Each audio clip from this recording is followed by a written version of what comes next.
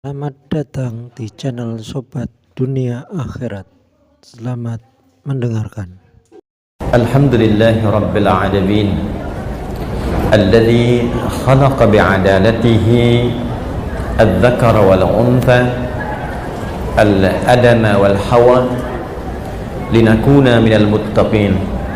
Wassalatu wassalamu ala rasulillahil habibil mustafa Sayyidina Muhammadin wa ala alihi wa sahbihi wa dhurriyyatihi wa ummatihi ila yaumiddin wa ba'du. Faya ahbaballahi wa ahbaba rasulihi sallallahu alaihi wasallam, usi nafsi wa iyyakum bitaqwallahi faqad fazal muttaqun fala tamutunna illa wa antum muslimun. Faqala ta'ala يا أيها الذين آمنوا اتقوا الله حق تقاته ولا تموتن إلا وأنتم مسلمون. وقال يا أيها الناس اتقوا ربكم الذي خلقكم من نفس واحدة وخلق منها زوجها وبث منهما رجالا كثيرا ونساء واتقوا الله الذي تساءلون به والأرحام Innallaha kana 'alaikum raqiban. Para ibu sekalian yang seluruhnya tanpa kecuali semoga senantiasa dimuliakan, dirahmati dan diridhai oleh Allah Subhanahu wa taala. Seluruhnya baik yang berada di area dalam Masjid TSM ini pun demikian, saya tadi juga melalui ada sebagian saudari-saudari bahkan juga pendamping-pendamping ibu sekalian yang berada di wilayah sekitar masjid, di tenda sebelah timur masjid.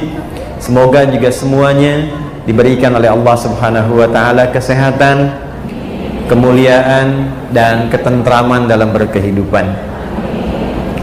Pertama, saya minta izin untuk menyampaikan tausiah pagi ini sedikit banyak tanpa kacamata dulu, supaya ibu semua kelihatannya sama di pandangan saya, sama-sama tidak kelihatan jelas. Baik, para ibu sekalian sehat ya? Damang? Baik, alhamdulillah. Kalau begitu selesai ceramah kita. Karena judulnya kan healing ya. Ya kalau sudah sehat, damang, tidak perlu healing. Berarti selesai kajiannya ya. Langsung doa saja. Baik, tema kita cukup menarik pagi ini. Minimal menarik para ibu dan para ayah hadir di sini.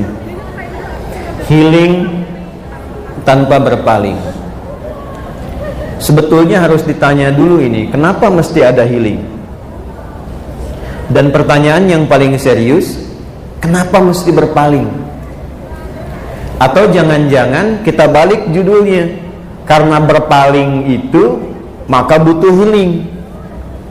Dari sini baru kita bisa urutkan berpaling dari apa sehingga menghadirkan problem kehidupan yang mungkin membuat sementara kalangan tidak stabil sehingga membutuhkan healing.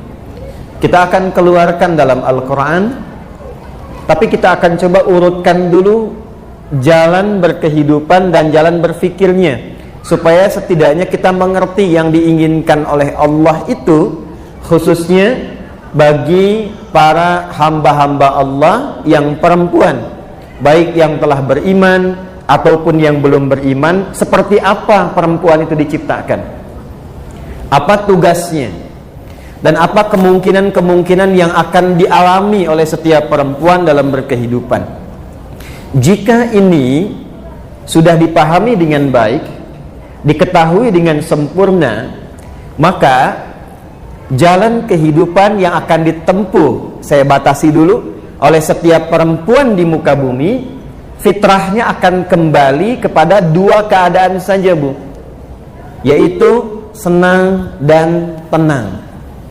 Karena memang saat Adam dan Hawa diturunkan ke muka bumi untuk mulai menjalani kehidupan di bumi sebagai misi utama itu, konsep dasarnya tenang dan senang. Itu ada di Quran surah kedua Al-Baqarah di ayat 38. Qulna bitu minha jami'a. Adam dan Hawa khususnya sekarang misi dimulai. Kalian diperintahkan turun ke bumi untuk memulai misi berkehidupan. Karena tugasnya di bumi, Bu. Tapi ingat, tempat berpulangnya kembali ke jannah. Karena itu sebelum turun ke bumi, dikenalkan dulu dengan suasana jannah. Walaupun jannah yang akan kita tempati berbeda dengan tempat pengenalan pertama yang dikenalkan kepada orang tua kita, yaitu Adam dan Hawa. Itu kalau kita baca di Quran surah kedua Al-Baqarah di ayat 35-nya, kita akan dapati tempat pertama yang dikenalkan oleh Allah kepada Adam dan Hawa itu, yaitu jannah, tempat berpulang kita semua. Jadi tempat asal kita bukan di sini. Karena itu setiap kita pasti akan meninggalkan bumi ini. Karenanya kalau ada yang sudah berpulang, kan kita sebut meninggal dunia, kan? Dunia itu sifatnya bumi. Jadi ardun itu tempatnya, dunia itu sifatnya. Dari kata dana yadnu dunuwan wa dunyaan, ya, disebut dengan dunia dari kata dana. Dia punya dua arti. Satu, sesuatu yang sangat dekat, berlangsung cepat, kan? Kayaknya baru kemarin kan kita ada pengajian di sini, sekarang ketemu lagi, ya. Padahal kan sudah 3 tahun, Bu, ya. Tuh, kayaknya baru kemarin selesai. Kayaknya baru kemarin bikin pengajuan program untuk pengajian, tapi kok sudah ngaji lagi berlangsung hari ini. Kayaknya baru kemarin, ya, ketemu sama pasangan masing-masing, ternyata sekarang sudah punya cucu 3, kan? Atau bahkan lebih, ya. Nah, itulah dunia. Yang kedua, dunuan itu bisa diartikan sesuatu yang punah. Pada akhirnya semua yang dikoleksi itu, semua yang dikumpulkan di dunia, semua sifatnya itu akan punah. Ya, semua sifatnya akan apa? Punah. Ini di depan misalnya ada gelas ini. Kalau didiamkan saja, ini sampai kapanpun terus berlangsung, pada akhirnya rusak, punah, hancur. Dunia ya seperti itu. Nah, sifatnya disebut dengan dunia, tempatnya disebut dengan ardun. Hanya karena ini bukan tempat domisili abadi kita, kita akan pulang. Karena itu setiap yang telah berpulang, meninggalkan tempat ini dan sifat dunianya, maka disebut telah meninggal dunia. Jelas? Telah meninggal dunia. Disiapkan ia untuk pulang.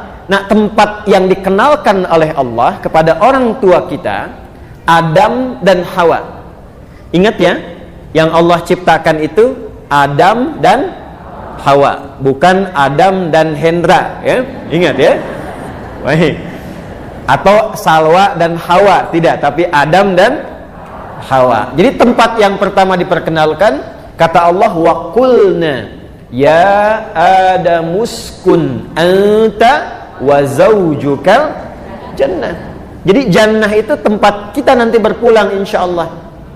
Ya, tidak cukup dengan amin, kita harus pelajari dulu tuh.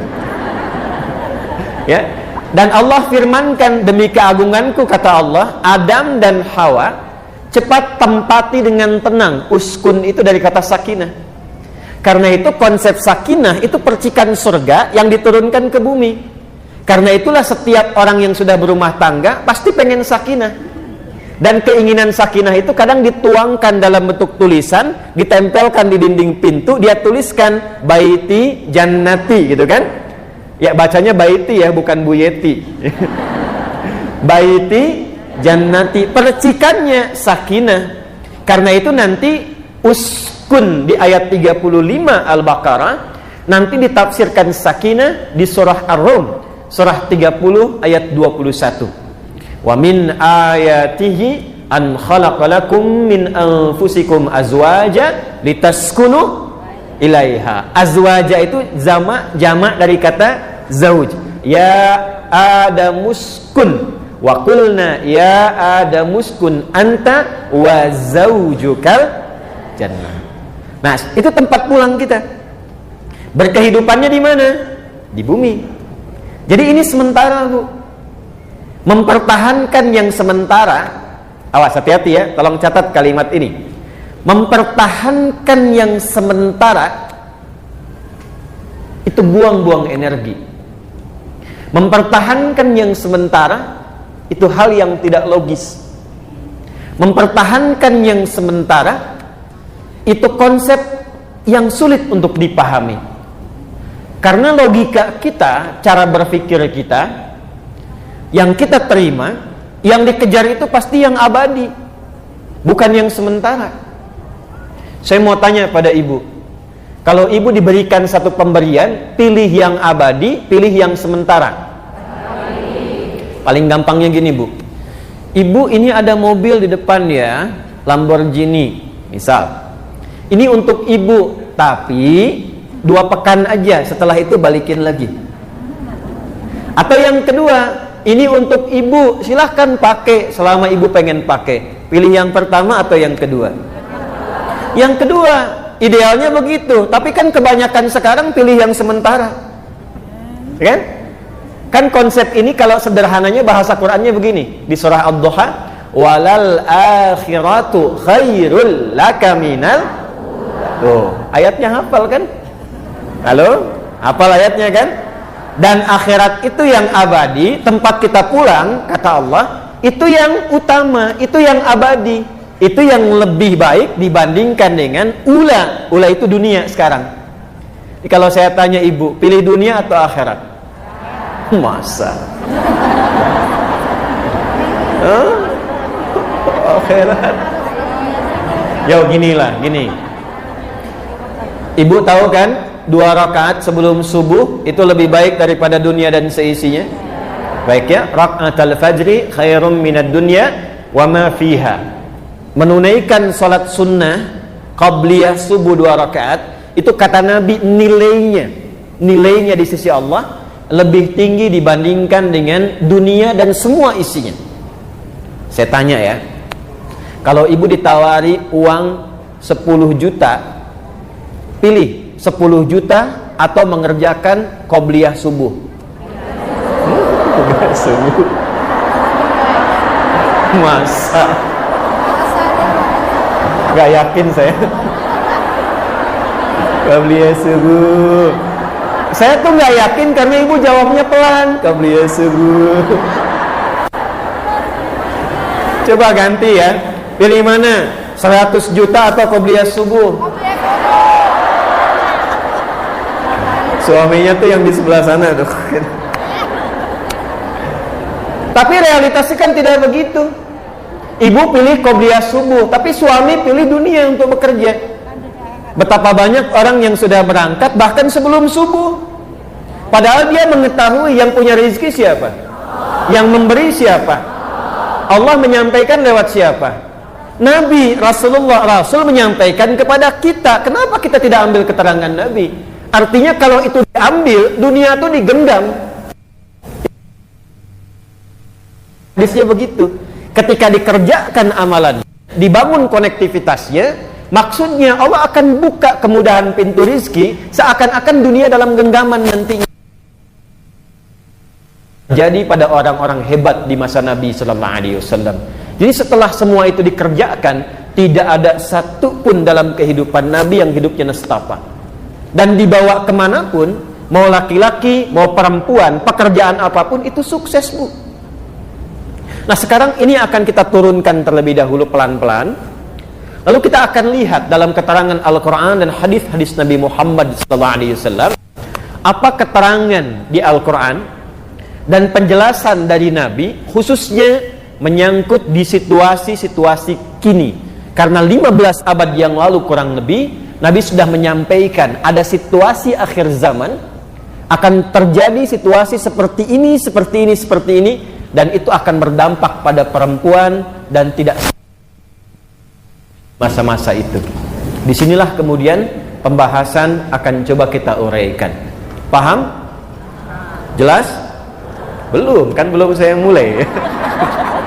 Kita baru mukaddimah, sekarang kita mulai. Tadi itu mukaddimah, Bu, kita belum mulai. Ya, alhamdulillah.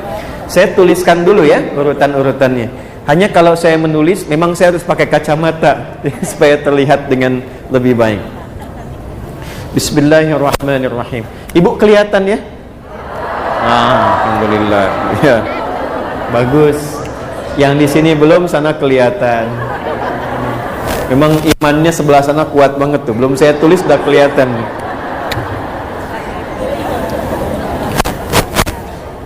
Saya ingin tarik gak terlalu jauh dulu lah. Saya mau tarik ke masa sekitar 600 atau 700 tahun sebelum kelahiran Nabi Muhammad SAW. Jadi sekitar 20 atau 21 abad dari sekarang. Ibu sekalian, kita akan bersama memulai dengan Quran surah ketiga dulu, Ali Imran. Ya, Ali Imran ayat 33 sampai dengan 37. Ya. Sudah? Yang ada mushaf boleh dibuka posisi paling kiri dari agak sedikit ke atas sampai ke bawah. Quran surah ketiga Ali Imran ayat 33 sampai 37. Pelan-pelan. Ya, tentang keluarga Imran, surah Ali Imran.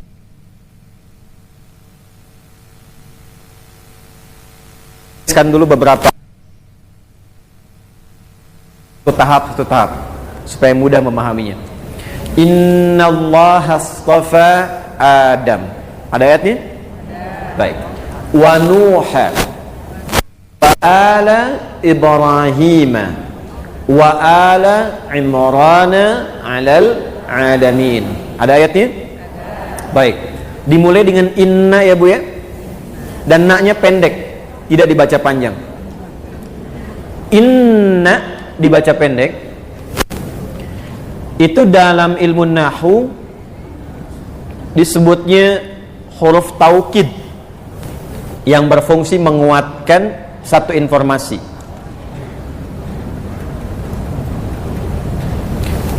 Bahasa Arabnya begini. Inna harfu nasbin wa taukidin tansibul isma wa tarfa'ul khabara mabniyun 'alal fathi la mahalla lahu minal i'rabi. Paham? Tidak. Baik. Inna harfun nasb wa taukidin. Inna itu huruf nasab dan taukid. Kalau belajar nahwu standar, nasab itu artinya huruf yang menjadikan kalimat setelahnya berharakat fathah atau kasrah kalau jamak. Tapi kalau kita ngaji ilmu balaghah, cabang ketiga di bahasa Arab, nasab itu artinya begini Bu. Nasabar rajulu asahu fil ardi, menancapkan sesuatu dengan kuat sampai tidak goyah. Jadi kalau ada tongkat ditancapkan di bumi, di tanah, kuat sekali sampai tidak goyah, itu nasab namanya. Jadi kalau ada huruf di Al-Quran, informasi ayatnya dibuka dengan inna, seakan Allah ingin mengatakan begini, hei, tancapkan informasi ini dalam qalbumu dengan kuat, jangan sampai goyah. Kuatkan pada dirimu. Jelas? Nah, kemudian yang kedua, ini pun nanti alamatnya fathah. Fathah itu kalau kita ngaji fikih lughah, sesuatu yang dibuka untuk menyampaikan sebuah inspirasi. Ada hikmah yang ingin disampaikan. Contoh gini, nanti ada beberapa ayat di Quran misalnya, bukan karena sorof atau nahunya saja, karena memang ada hikmahnya. Ibu kalau buka lompat sebentar, Quran surah ke-21 Al-Anbiya ayat ke-83. Ibu kenal Nabi Ayub ya? Ya, kenal di mana? Ya. Nabi Ayub kan diuji dengan penyakit Bu ya? Baik, semua anaknya wafat kan? Asetnya habis semua ya? Ayatnya ketika diperkenalkan pada kita dibuka dengan fathah. Wa ayyuba. Bukan wa ayyubu, bukan wa ayyubi. Wa ayyuba. Ya, idnada rabbahu anni massaniyadh-dhurru wa anta arhamur rahimin. Perhatikan, cara menerjemahkannya begini. Wa ayyuba, dan kami buka kisah Ayub ini untuk menjadi inspirasi bagi orang-orang yang diuji dengan penyakit. Separah apa sih sampai mengeluh? Separah apa sih sampai menjauh dari Allah? Separah apa sih bahkan sampai menyalahkan Allah? Sedangkan Ayub diuji penyakit alaihi salam yang tidak pernah dialami orang sebelumnya dan tidak akan dirasakan orang setelahnya. Jadi kalau kita mampu belajar dari Nabi Ayub ini, kata Allah, aku akan sembuhkan penyakit seberat apapun seperti Ayub alaihi salam pernah disembuhkan. Jelas? Nah, kalau kita kembali ke Ali Imran di ayat 33, ayatnya seakan ingin berkata begini, hei, tancapkan dalam hatimu dengan kuat, jangan ragu. Akan dibuka kisah tentang orang-orang terpilih yang setiap perjalanan hidupnya akan jadi inspirasi bagi setiap orang-orang setelahnya. Siapa saja mereka? Satu diantaranya Adam, manusia pertama. Adam Nabi bukan? Nabi ya? Rasul bukan? Halo? Nah, kalau tidak tahu cepat katakan Wallahu a'lam ya. Adam Nabi bukan? Rasul bukan? Baik, Adam Nabi bukan Rasul. Bedanya apa? Kalau Nabi untuk pribadi orang terdekat. Kalau Rasul sudah ada umat. Adam turun kan umatnya belum ada, cuma ada Hawa ya, alaihissalam. Jadi Adam Nabi bukan Rasul. Nah, ketika Allah memilih orang tertentu yang dimuliakan, itu kalimatnya menggunakan istofa, kata kerjanya. Yang terpilihnya namanya Mustafa. Karena itu diantara nama yang melekat pada Rasulullah SAW disebut dengan Al-Mustafa. Satu, yang terpilih Adam. Kedua siapa? Nuh. Perhatikan urutannya. Adam Nabi, Nuh Nabi dan Rasul. Baik, setelah itu siapa? Wa ala Ibrahim. Adam Nabi tunggal, Nuh Rasul tunggal. Setelah itu Ibrahim. Kenapa langsung lompat ke Nabi Ibrahim? Allah ingin memberikan urutan. Nih, dari yang pribadi Nabi, Rasul yang sendiri. Setelah itu sosok Nabi dan Rasul yang mampu membimbing keluarganya sehingga semua keturunannya baik di hadapan Allah Subhanahu wa taala. Jadi dari semua jalur, dari jalur Sayyidah Sarah turun Ishak alaihi salam, dari Ishak nanti lahir Yakub, dari Yakub lahir Yusuf alaihissalam, sampai ke Musa, sampai kemudian ke Daud, sampai ke Sulaiman, sampai ke Nabi Isa alaihissalam ke bawahnya. Dari Nabi Ismail, Sayyidah Hajar, lahir Nabi Ismail alaihissalam. Dari Nabi Ismail itu sampai ke Nabi Muhammad sallallahu alaihi wasallam. Jadi kalau kita urut, ketemu di keturunan ke-29 ke Nabi Ismail. Muhammad sallallahu alaihi wasallam bin Abdullah bin Abdul Muttalib bin Hashim bin Abdul Manaf bin Qusay bin Murrah bin Kilab bin Ka'ab bin Ghalib bin Fihir bin Malik bin Nadar bin Kinanah bin Khuzaimah bin Mudrikah bin Ilyas bin Nizar bin Mudar bin Ma'ad bin Adnan bin Addi bin Adri bin Muqawwam bin Nahur bin Tarikh bin Ya'rub bin Yasjub bin Nabit bin Ismail alaihissalam. Ketemu di ke-29 ya. Coba ulangi ya sama. Nah. Baik. Yang penting jelas ya. Jadi Nabi Ibrahim Nabi bukan? Rasul bukan? Nah, beliau itu sangat ideal secara pribadi baik, membimbing keluarga juga jadi baik. Nabi Nuh pribadinya baik, tapi kan istrinya tidak taat kan? Baik ya, anaknya ada yang tidak taat kan? Nah, maka disempurnakan Adam alaihissalam sebagai pribadi Nabi, Nuh sebagai pribadi Rasul, yang ideal Ibrahim alaihissalam Nabi dan Rasul membimbing keluarga baik. Setelah itu siapa? Kalau dicukupkan sampai di sini, ibu akan berkata begini, pantas baik Nabi, pantas soleh Rasul.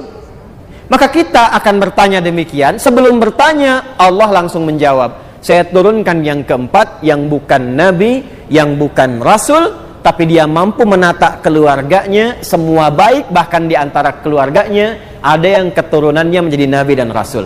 Itulah kemudian urutan yang keempat, yaitu Imran dan keluarganya. Innallaha astafa Adam wa Nuha wa ala Ibrahim wa ala Imrana alal alamin. Ibu, sekarang ini yang mau saya sampaikan. Imran, saya berikan nasab pendeknya begini. Punya istri namanya Hannah. Ya, Hannah. Nanti Hannah punya saudari namanya Elyasobat atau dikenal dengan Elizabeth. Kan? Beginilah, Elyasobat bahasa di Arabnya disebut dengan Elizabeth. Elyasobat punya suami namanya Zakaria. Nah, nanti Zakaria nyambung ke Imran juga. Kenal dengan Nabi Zakaria. Fokus. Pelan-pelan. Di era ini kurang lebih sekitar 600-700 tahun sebelum kelahiran Nabi SAW. 6 atau 7 abad sebelum Nabi dilahirkan. Di era ini saja, 600 tahun sebelum kelahiran Nabi, perempuan itu masih dipandang kecil. Sehingga setiap ada yang mau melahirkan berharap bayinya laki-laki. Di perempuan itu masih kecil nilainya. Ya, sampai di era itu. Bahkan nanti ketika masuk zaman jahiliyah, itu hampir tidak ada nilainya. Saking tidak ada nilainya, maaf, seorang ibu yang melahirkan perempuan itu bisa dikubur hidup-hidup bayi yang baru dilahirkan itu. Ya, di wilayah Yahudi pun di era-era itu, bahkan sampai menjelang ke masa modern, itu ibadah di sinagog tidak akan dilaksanakan sebelum ada laki-laki. Jadi kalaupun ada 1000 perempuan tidak ada laki-laki, bisa belum berjalan. Demikian yang terjadi. Jadi situasinya sebelum Islam kemudian datang dan disebarkan, disampaikan oleh Rasulullah SAW, perempuan itu masih rendah nilainya di tatanan sosial pada masa itu. Karena itu, di masa ini ada berita dan ramalan dari masa-masa sebelumnya, akan ada seorang Nabi Rasul mulia yang diutus bersamaan waktunya tepat di masa-masa ini. Maka semua yang mengandung perempuan berharap lahirnya laki-laki, termasuk Hannah. Hannah itu ketika sedang mengandung berharap yang lahir laki-laki, karena berharap bahwa yang lahir dari Hannah itu akan menjadi nabi sesuai dengan yang dinubuatkan di kitab-kitab pada masa itu. Jelas sampai sini dulu? Baik, maka ketika menjelang masa-masa persalinan, di fase kelahiran sudah mungkin kita katakan usia 7 bulan, 8 bulan, di masa mengandung ini Imran meninggal dunia. Jadi Imran itu meninggal sebelum nanti bayi yang dikandung Hannah itu dilahirkan. Baik, singkatnya, setelah Imrannya meninggal dunia, Hannah melahirkan seorang bayi. Ibu bisa tebak namanya siapa? Laki-laki perempuan? Baik, perhatikan baik-baik. Hannah melahirkan seorang bayi, bayinya perempuan. Apa respon pertama yang keluar dari Hannah ketika bayinya perempuan? Itu diabadikan oleh Al-Quran di ayat ke-36 di surah ini. Perhatikan kalimatnya. Falamma wada'atha qalat rabbi inni wada'tuha untha. Pelan-pelan ya, pelan-pelan. Maka ketika lahir bayinya itu yang perempuan, Hannah kemudian berkata, ya Allah, yang lahir perempuan. Padahal harapannya apa tadi? Laki-laki. Karena di ayat 35-nya, Hannah menginginkan anak ini tumbuh dekat dengan Allah, jadi sosok yang membimbing umat. Dan pada masa itu memang dilekatkan semua kepada laki-laki. Maka ketika yang lahir perempuan, Hannah berkata, ya Allah, kok yang lahir perempuan? Perhatikan apa yang dijawab kemudian oleh Allah Subhanahu wa ta'ala. Ini yang ingin saya turunkan tentang kodrat seorang perempuan. Setelah itu bagaimana Allah menciptakan kesempurnaannya, bagaimana membentuk perannya, dan seperti apa ia menjalani kehidupan. Nanti penjelasan ini akan menjadi evaluasi bagi para ibu yang hadir pada saat ini. Sebetulnya selama hidup sampai saat ini masih di jalan yang telah Allah tetapkan atau berpaling dari situ. Ketika berpaling, disitulah butuh healing. Itu maksudnya. Jelas ya? Jelas tidak? Oke. Lahirlah kemudian perempuan. Apa jawab Allah? Wallahu a'lamu bima wada'at wa laysa dzakaru kal untha. Hei Hannah, Allah maha mengetahui dan maha kuasa atas kemuliaan perempuan dan keistimewaannya dibandingkan dengan laki-laki.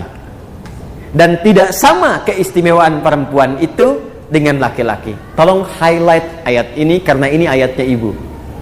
Jadi pertama kali ketika kemudian dilahirkan perempuan, di era itu sudah diabadikan dalam Al-Quran. Jadi pertama yang mengangkat derajat perempuan sejak ia dilahirkan itu Islam. Di saat kondisi masyarakat secara sosial pada masa itu menilai perempuan itu nggak ada perannya. Ini ternyata jauh sebelum adanya piagam PBB, kan? Ada HAM, ada kesetaraan dan sebagainya. Islam sudah jauh-jauh hari menyampaikan bahwa ketika Allah menciptakan perempuan, ada sifat keadilan yang dilekatkan oleh Allah dan mencipta perempuan sama istimewanya dengan laki-laki dengan peran yang berbeda. Bisa ingin katakan satu, sifat penciptaan yang Allah telah tetapkan untuk perempuan, pertama dicipta sama istimewa dengan laki-laki dari segi perannya. Ya. Dua, diberikan status yang sama oleh Allah dari sisi ibadahnya. Baik, saya contohkan begini. Ibu kalau sholat berapa waktu? 5 kan? Baik. Ibu bisa jadi penghafal Quran tidak? Bisa. Kalau puasa Ramadan setengah atau penuh? Sama semua kan? Jadi dari aspek ibadah, baik laki-laki atau perempuan, sama semuanya. Baik, yang berpeluang mendapatkan ampunan Allah laki-laki saja atau perempuan juga? Berarti punya peluang yang sama, baik dari segi ampunan, dari segi doa, dari segi amalan, semua aspek ibadah laki-laki dan perempuan sama berkeadilan, setara sifatnya. Itu ada di Quran surah ke-33 ayat 35. Ini yang Quran surah 33 Al-Ahzab ayat 35. Sebab pada masa itu di kalangan Yahudi, kalangan Nasrani, kalangan beberapa keyakinan yang lain, perempuan itu terbelakang, Bu. Jadi harus laki-laki yang punya peran. Yang jadi pemuka agamanya laki-laki, yang jadi pakarnya laki-laki, ya, yang optimal untuk memohonnya laki-laki. Ketika Al-Quran kemudian diturunkan, kata Allah, hei, perempuan pun punya kesempatan yang serupa dengan laki-laki dan peran yang sama dalam konteks apa? Ibadah. Jelas di sini? Oke. Ibu sekalian, sejak era itu sampai ke jahiliyah, bahkan dalam peran rumah tangga pun itu perempuan tidak punya nilai. Artinya kalau ingin dinikahi, ya digauli begitu saja. Diambil, digauli, selesai. Datang era Islam, diatur oleh Allah, bahkan untuk menikah pun diberikan kesetaraan sifatnya dan harus diberikan penghargaan berupa mahar sebelum pernikahannya. Turun Quran surah keempat ayat yang keempat. Wa atun nisaa sadaqatihinna nihlah. Masuk ke bab rumah tangga.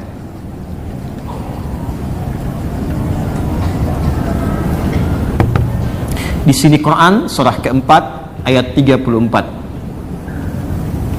Dimuliakan. Bentar ya Bu ya, pelan-pelan.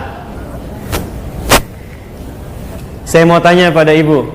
Ibu, kalau ada anak ingin berbakti kepada kedua orang tua, siapa yang diutamakan terlebih dahulu? Ayah atau ibu? Ibu. Ayah atau ibu? Ayah atau ibu? 3 kali kan disebutkannya. Nabi menyebutkan ummak, baru abah.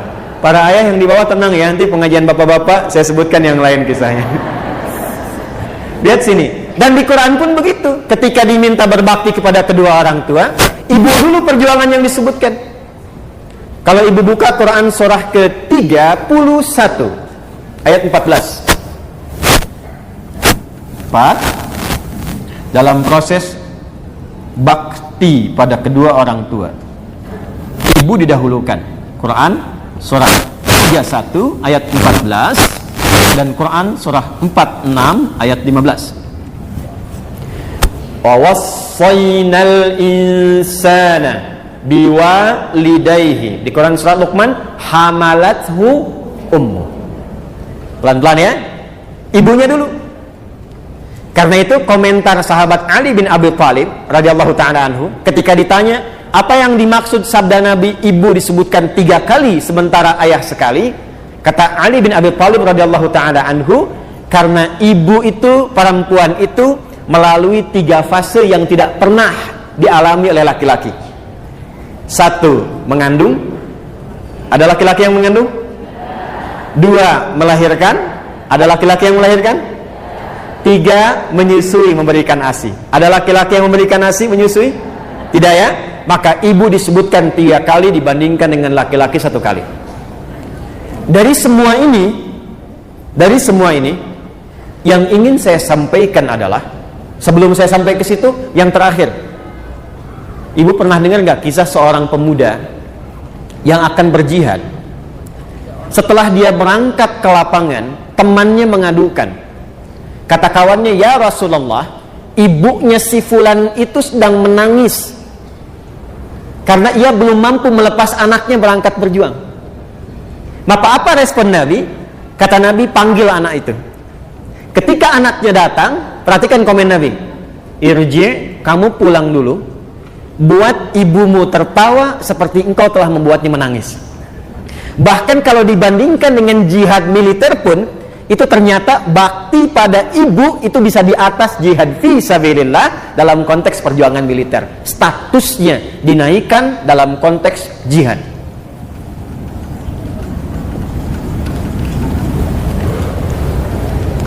Saya mau tanya begini, dengan semua uraian ini, perempuan mulia tidak? Mulia.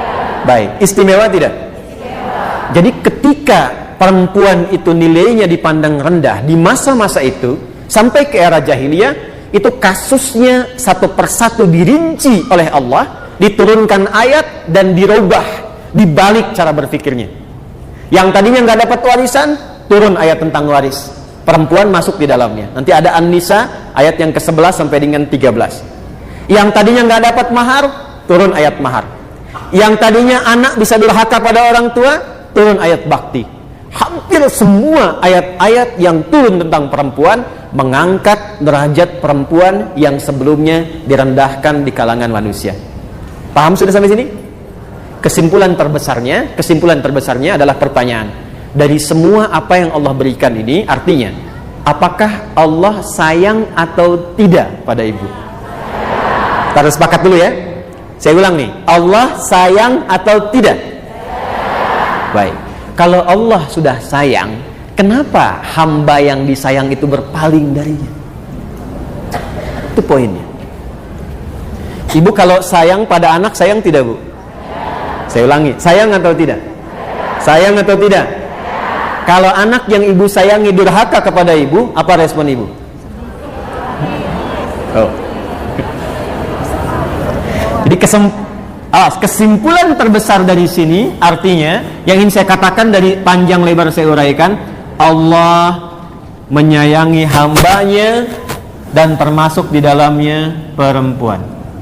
Mau sifatnya sebagai seorang anak, istri, ibu, nenek, dan semua sifat-sifat yang lainnya. Sepanjang dia perempuan, dia tidak keluar dari nilai dan kasih sayang Allah Subhanahu wa ta'ala yang disebut dengan rahmat tanpa batas itu. Baik. Nah, ini pembuka yang kedua. 3. Kita belum masuk intinya ya bu ya. Saya mau turunkan dulu untuk cara berpikirnya. 3. Karena Allah sayang, Allah tidak membiarkan keistimewaan ini berkurang atau hilang dalam konteks kehidupan perempuan. Karena itulah sejak diciptakan, perempuan dibentuk kesempurnaan yang sama dengan laki-laki, tapi diberikan peran yang berbeda sesuai dengan fitrah hidupnya. Oke? Untuk menjaga semua kemuliaan ini, Maka satu, sifat penciptaannya dibuat sama serupa dengan laki-laki, tapi tugasnya diberikan beda untuk saling melengkapi. Contoh, ini apa Bu? Tangan ya, baik. Yang ini apa? Tangan ya. Ini tangan apa? Ini tangan apa? Baik, perhatikan oleh ibu baik-baik. Antara tangan kanan dan kiri sama tidak? Oke, supaya tidak bingung menjawabnya begini, perhatikan. Yang kanan berapa jarinya ini? Yang kiri berapa? Yang kanan ada pergelangan tidak? Yang kiri ada tidak? Yang kanan ada sikunya tidak? Yang kiri panjangnya sama tidak? Sama. Baik. Tapi walaupun sama antara kanan dengan kiri, sama-sama tangan, fungsinya sama tidak? Ya kan? Coba bayangkan kalau yang dicipta kanan semua. Jadi begini kan, gak bisa tepuk tangan tuh. Kaki kanan dan kiri, semua organnya sama tidak? Sama kan? Ada jarinya ada tumitnya ada, lututnya ada. Tapi kalau ibu pakai sepatu, kanan dan kiri sama tidak? Kalau jalan harus bersamaan tidak? Coba ibu bayangkan kalau ada orang jalannya kanan dan kiri sama tuh. Coba lihat. Kanan kalau maju, kiri ada di mana? Kan? Kiri kalau maju, kanan di mana? Kalau kanan dengan kiri susul-susulan kira-kira gimana? Paham?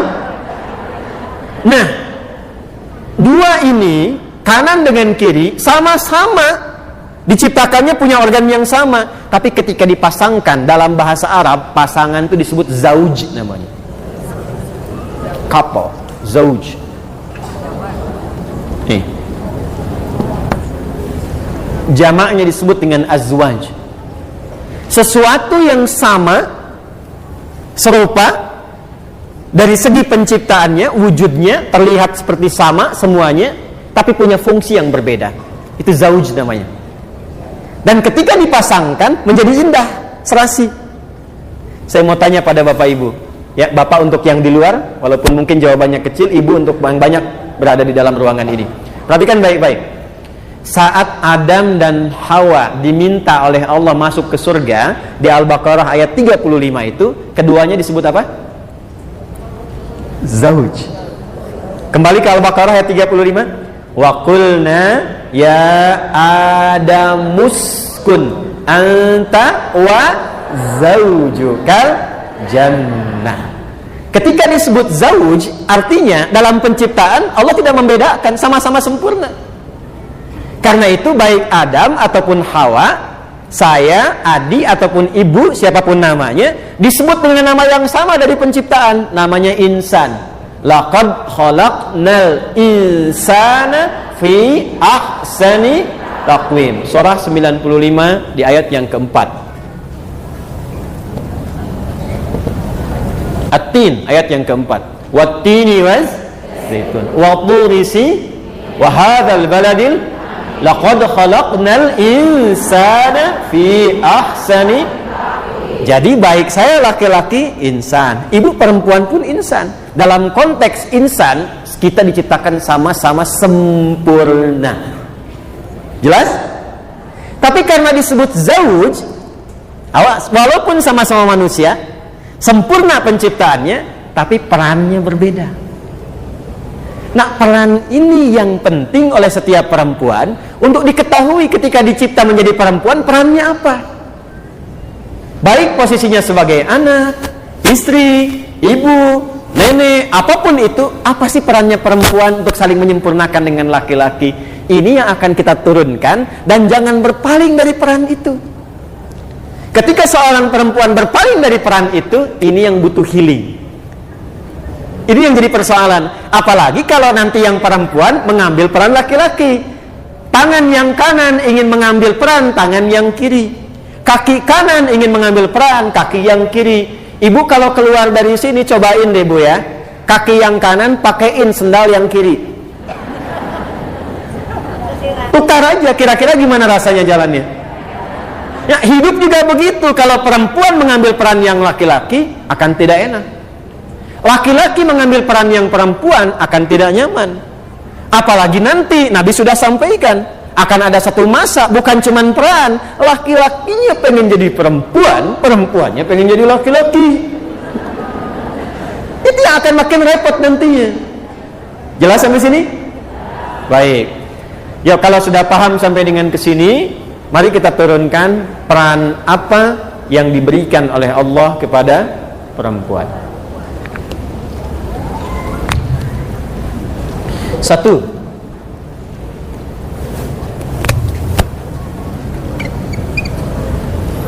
yuk kita urut ke sini, Bu. Ini kan ada 5 ya. Saya mau ambil yang tengah-tengah dulu. Kalau 1 sampai 5 pertengahannya berapa? 3 ya. Nah, kita ambil yang di rumah tangga dulu.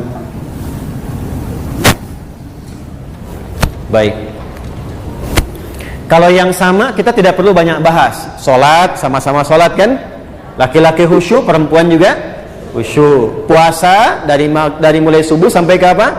Maghrib. Saya kan perempuan Ustadz, sampai asar aja. Tidak. Ya, tetap dari subuh sampai dengan ke maghrib. Jelas sampai sini?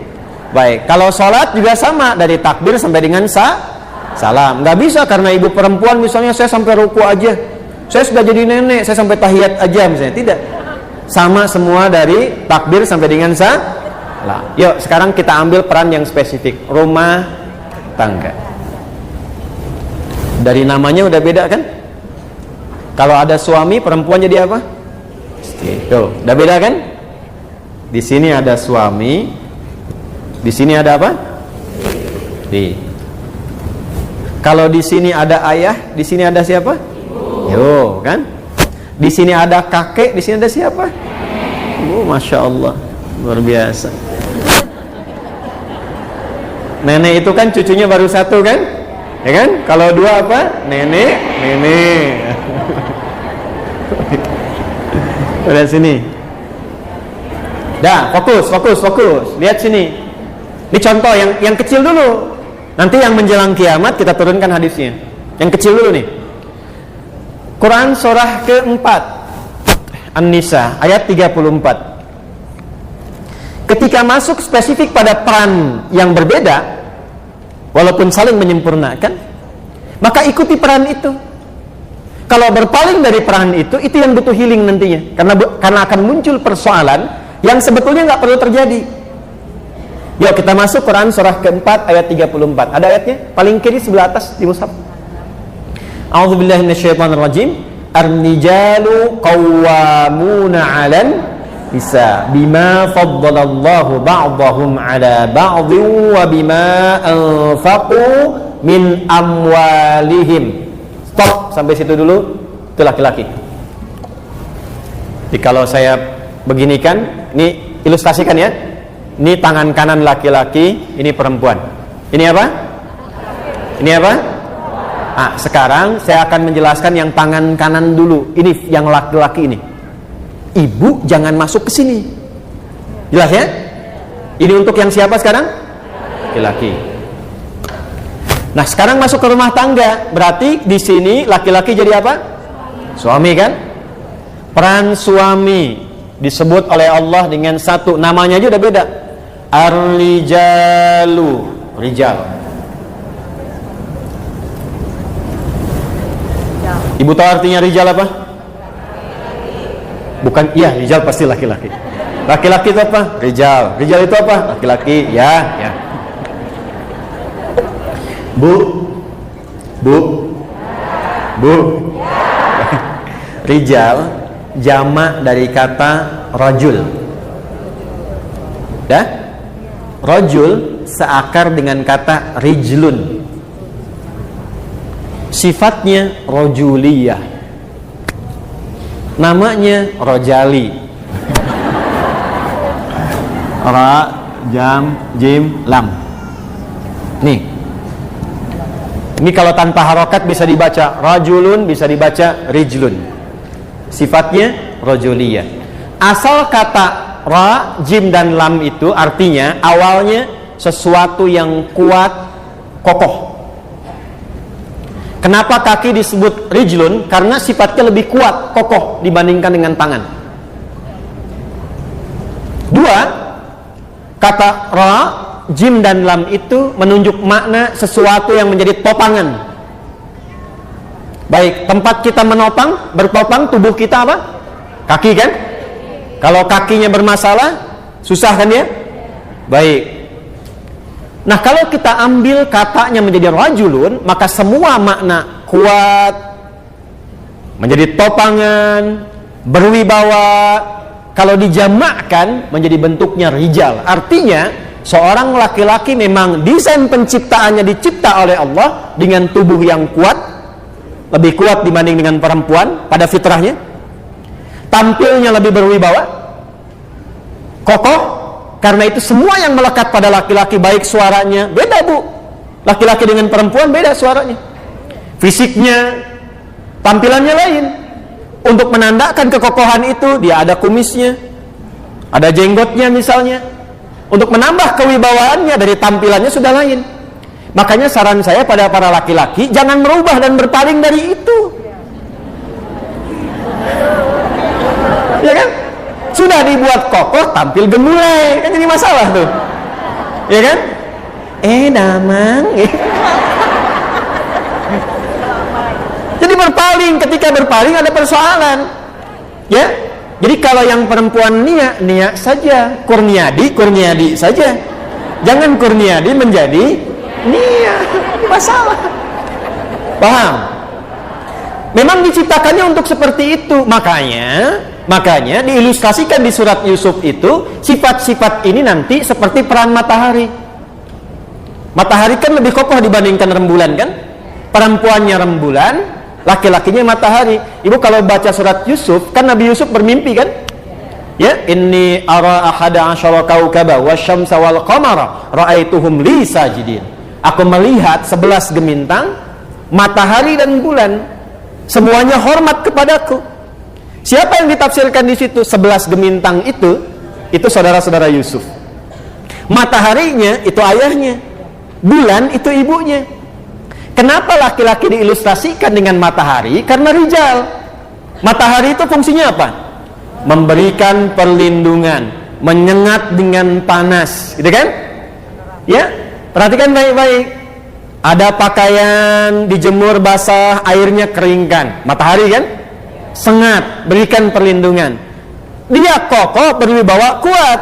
Ada air mata mengalir di pipi istrinya, hei, keringkan itu dengan kata-kata yang baik, seperti matahari mengeringkan pakaian yang basah itu. Maka keluarlah kalimat-kalimat indah supaya air matanya nggak mengalir lagi.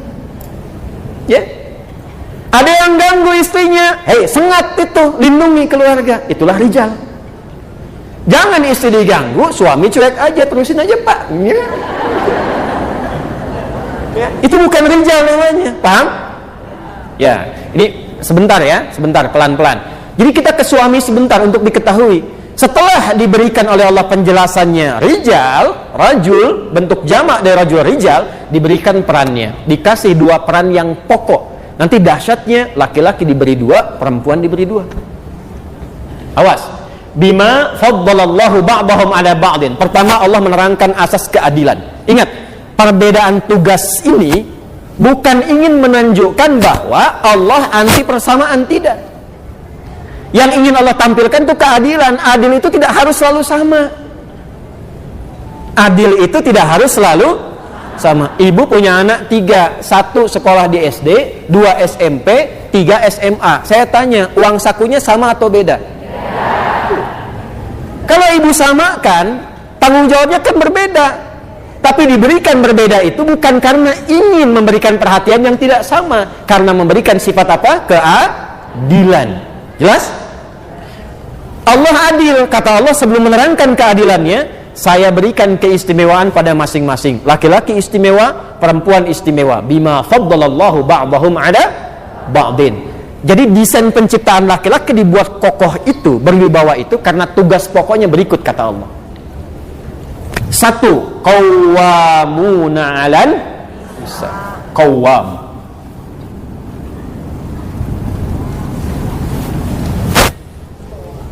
Pelindung. pengayom, pemimpin, pengarah. Pelindung, pengayom, pemimpin, pengarah. Awas, hati-hati ya. Ini tugas pertama untuk siapa tadi? Suami. Jadi yang bertugas melindungi di rumah tangga siapa? Tugas pokoknya. Walaupun ibu sama-sama melindungi, tapi yang pokok karena kekuatannya dibebankan kepada siapa? Ya, kenapa? Karena memang desain penciptaannya diberikan kekuatan. Yang pemimpin siapa? Yang pokok, ibu menemani, betul, sama-sama berpartner. Tapi yang pokoknya diberikan kepada siapa? Karena memang desain penciptaannya memang arahnya ke pemimpinan. Apa sifat dasar pemimpin itu? Ciri khas pemimpin itu apa? Tidak mau dipimpin. Saya ulang ya. Adil, bertanggung jawab, perhatian. Itu biasa. Ciri khas yang paling pokok pemimpin itu tidak mau dipimpin. Ini kalau paham sampai sini, makanya cara masuk komunikasi istri ke suami itu akan diketahui. Jadi kalau ibu misalnya ada yang didiskusikan dengan suami, masuknya dengan cara memimpin, timbul masalah. Butuh healing nanti tuh.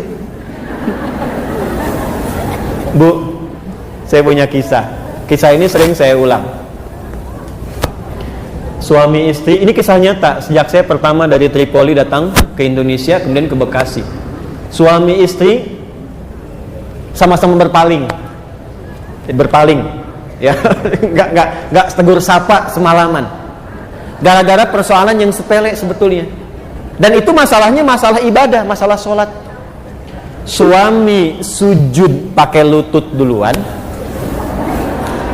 pulang dari kantor, macet, nyampe rumah nggak sempat ke masjid, sholat di rumah. Istri melihat saat sholat, begitu akan sujud dari i'tidal, sami Allahu liman hamidah, mau sujud, yang turun lutut duluan. Istri lihat, salah. Begitu selesai salam, tanpa muqaddimah, masuknya jadi pemimpin. Tadi ciri khas pemimpin apa? Tidak mau dipimpin, tidak menerima saran, menerima masukan.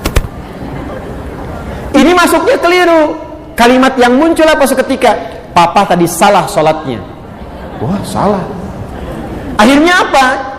Jiwa kepemimpinan kan naik kan? Ya, papa tadi salah sholatnya. Emang kenapa mah? Harusnya saat sujud bukan lutut dulu, tapi tangan dulu. Muncul, nggak mau disalahkan. Mama yang nggak baca hadis. Padahal dua-duanya nggak baca, bu. Akhirnya semalaman tuh ribut, diputuskan besoknya kita ke Ustadz Adi tanya katanya, ya, datang ke tempat saya. Jadi ibunya pakai telapak tangan turun duluan, laki-laki pakai lutut. Disampaikan peristiwa itu, saya senyum. Pak, Ibu, dua-duanya itu ada di kitab yang sama. Namanya Sunan Abu Daud. Yang pakai lutut itu nomor hadis 838. Nih kanan bawah nih. Riwayatnya Wa'il bin Hujur. Yang pakai telapak tangan nomor hadis 840. Sampai 841, nih kiri atas nih. Ini riwayatnya Abu Hurairah. Kisahnya, Abu Hurairah itu masuk Islamnya 3 tahun sebelum Nabi meninggal. Nabi meninggal usia 63 tahun kurang lebih. Jadi setelah Abu Hurairah masuk Islam itu, usia Nabi itu 60 tahun. Dan Nabi memang punya masalah di lututnya. Karena itu saat usia itu kadang beliau pakai tongkat. Sholatnya juga menyender karena lututnya bermasalah. Makanya ketika menyampaikan hadis tentang sujud, sujudnya pakai telapak tangan karena waktu itu lututnya bermasalah. Hadis dari Wa'il masuk Islam duluan, Nabi masih kuat. Sujud, turun pakai lutut. Tapi ini bukan ingin menunjukkan bahwa pakai telapak tangan itu karena lututnya bermasalah. Jangan disimpulkan ketika ada orang turun, tua nih, katanya bukan. Maksudnya apa? Hei, dalam situasi apapun, mau pakai telapak tangan, mau pakai lutut, boleh, tinggal dipilih mana yang paling nyaman. Yang salah pakai kepala duluan. Ya belum apa-apa kan sudah berpaling kepalanya kan. Akhirnya setelah saya terangkan, keduanya senyum, ketawa, pulang bareng dia bergandengan tangan. Itu problem yang sederhana. Peran yang laki-laki diambil alih oleh perempuan. Kalau sudah bulan-bulan aja, jangan pakai matahari. Dengan kekuatan bulan aku menghukummu, ya. Untuk apa gitu? Ya. Jadi jangan sampai terjadi kemudian, awas ya, situasi-situasi di rumah tangga sebetulnya tidak perlu ada istilah suami takut istri. Pak RT mengumpulkan satu komplek, ayo anusiun ke istri, ke dia paling kanan, semua ke kanan, tiba-tiba yang satu ke kiri tuh, RT-nya aja ke kanan. Bapak nggak takut sama istri kok di kiri? Iya pak, pun bojo nyuwunkeun abdi di kiri. Istri saya minta saya ke kiri. Kita lihat sini pelan-pelan. Ini satu ya. Baik, jadi ibu tercipta desainnya sebagai apa? Perempuan. Bulan atau matahari? Jadi yang pemimpin siapa? Silahkan berpartner dengan suami. Ada sesuatu tentang anak? Masuk lewat masukan. Jangan jadi pemimpin. Pak, masukin aja ke sini, Pak. Pasti nggak ngerti. Ini urusan begini-begini. Ah, nanti naik tuh. Ya. Perang Dunia Ketiga mulai persiapan.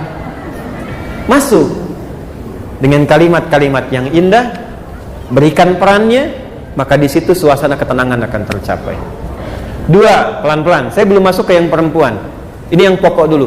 Wa bima anfaqu min amwalihim. Dan karena Allah menugaskan para suami mencari nafkah. Ini yang paling penting. Ini terjadi sekarang. Satu kawam, dua nafkah. Yang cari nafkah siapa? Yang cari nafkah siapa? Yang kerja siapa? Uangnya punya siapa? Uang istri, uang suami punya? Ya, terserah ibu aja deh.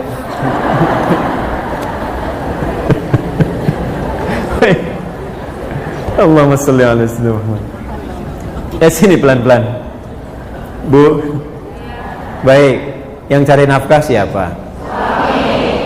Beda antara kerja dengan nafkah. Saya ulang ya, beda antara kerja dengan nafkah. Nafkah itu usaha yang diikhtiarkan untuk memenuhi kebutuhan rizki di rumah tangga. Usaha yang diikhtiarkan untuk memenuhi kebutuhan rizki di mana? Rumah tangga. Bentuknya beragam jenis pekerjaan, tapi tidak semua pekerjaan itu sifatnya nafkah.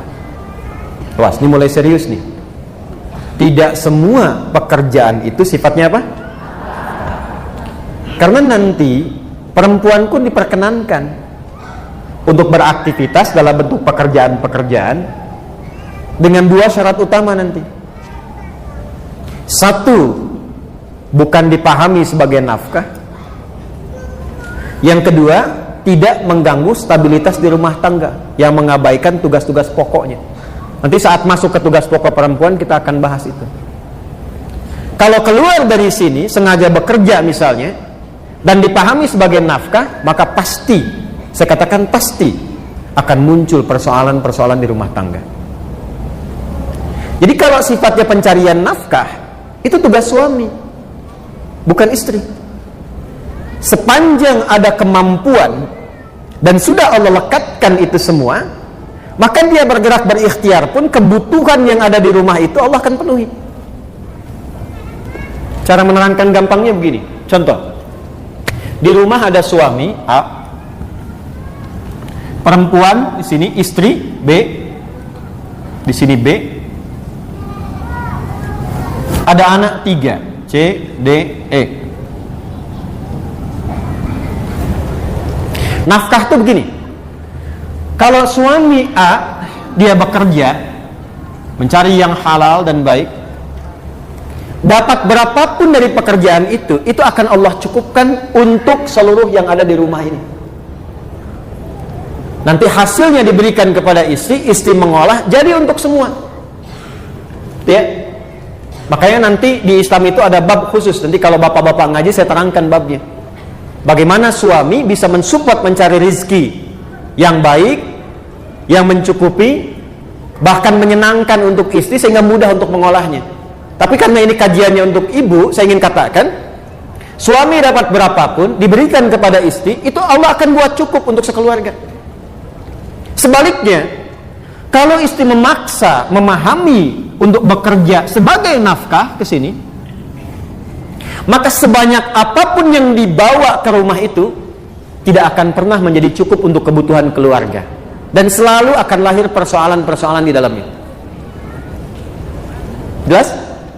Zaman Nabi perawat ada yang jadi perawat, yang jadi guru ada, karena memang ada sifat-sifat pekerjaan yang memang mutlak perempuan ada di situ. Yang mengandung siapa? Yang melahirkan siapa? Perempuan. Masa yang periksa laki-laki?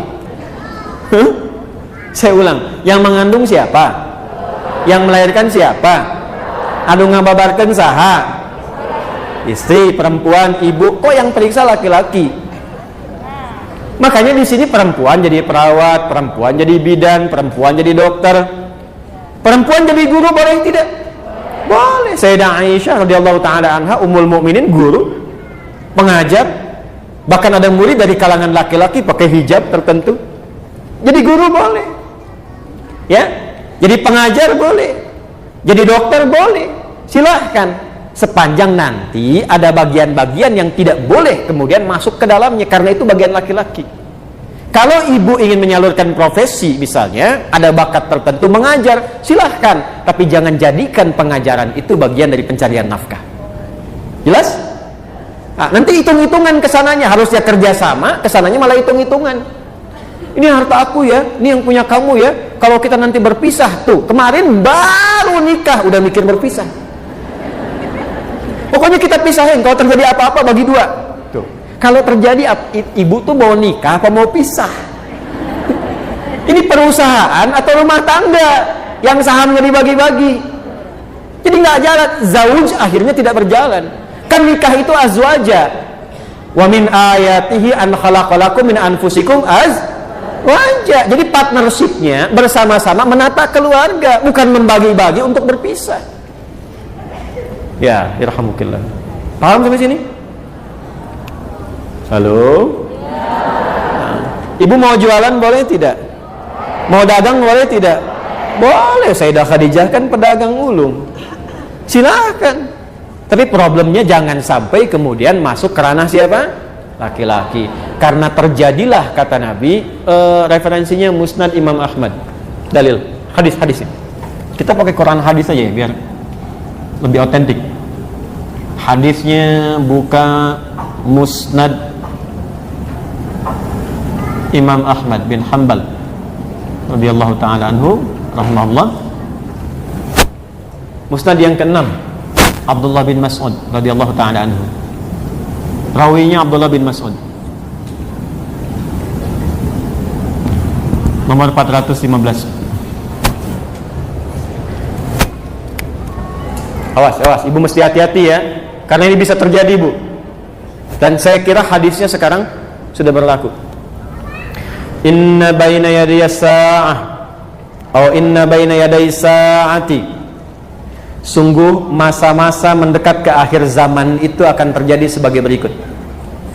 Sungguh masa-masa menjelang akhir zaman itu akan terjadi sebagai berikut. 1.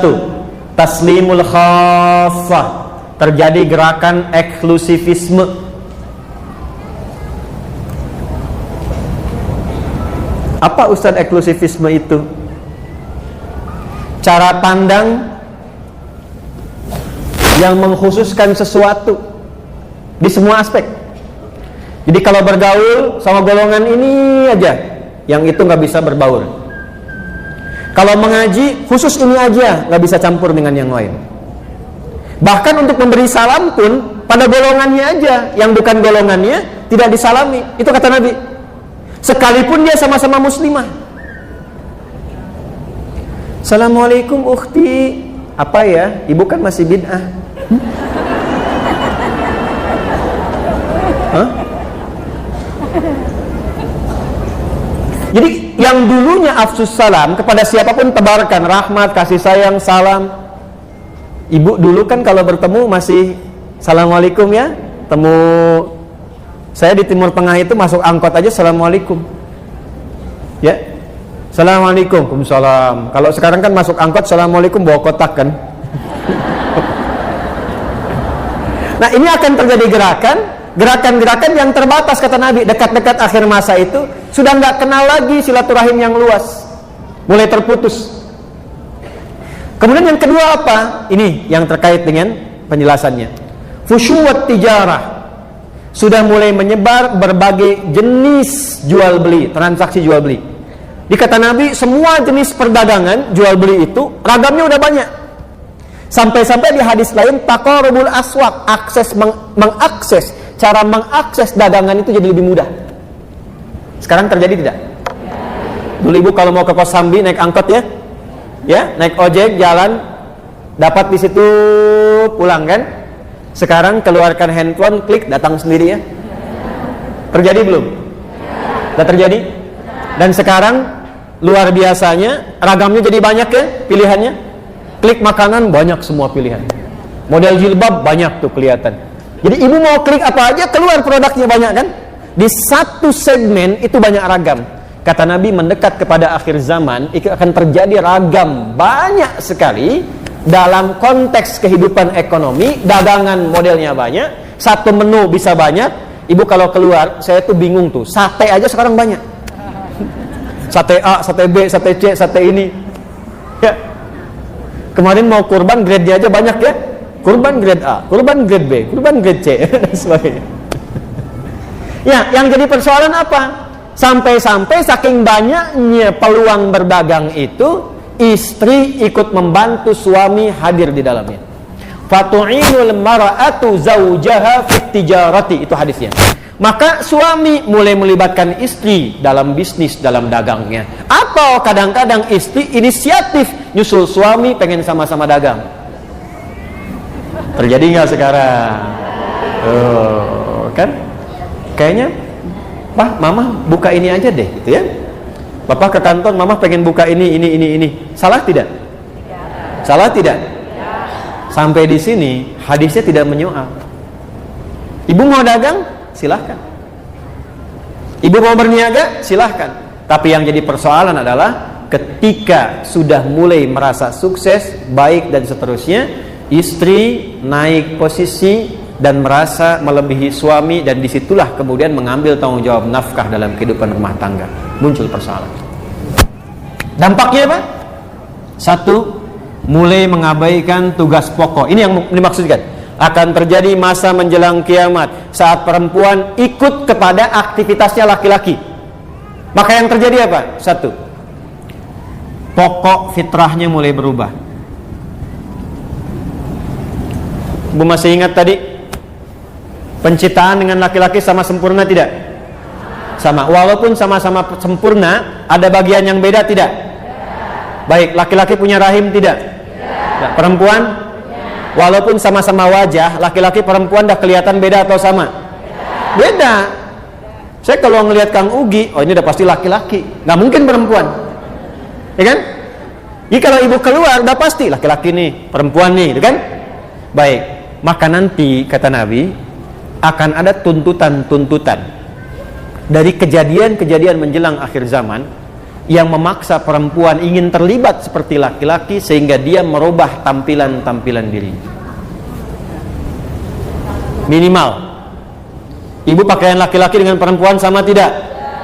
Akan muncul perempuan yang ingin bergaya seperti laki-laki. Pakaian.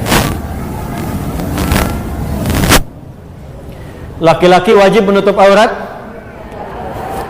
Laki-laki wajib menutup aurat? Perempuan wajib menutup aurat?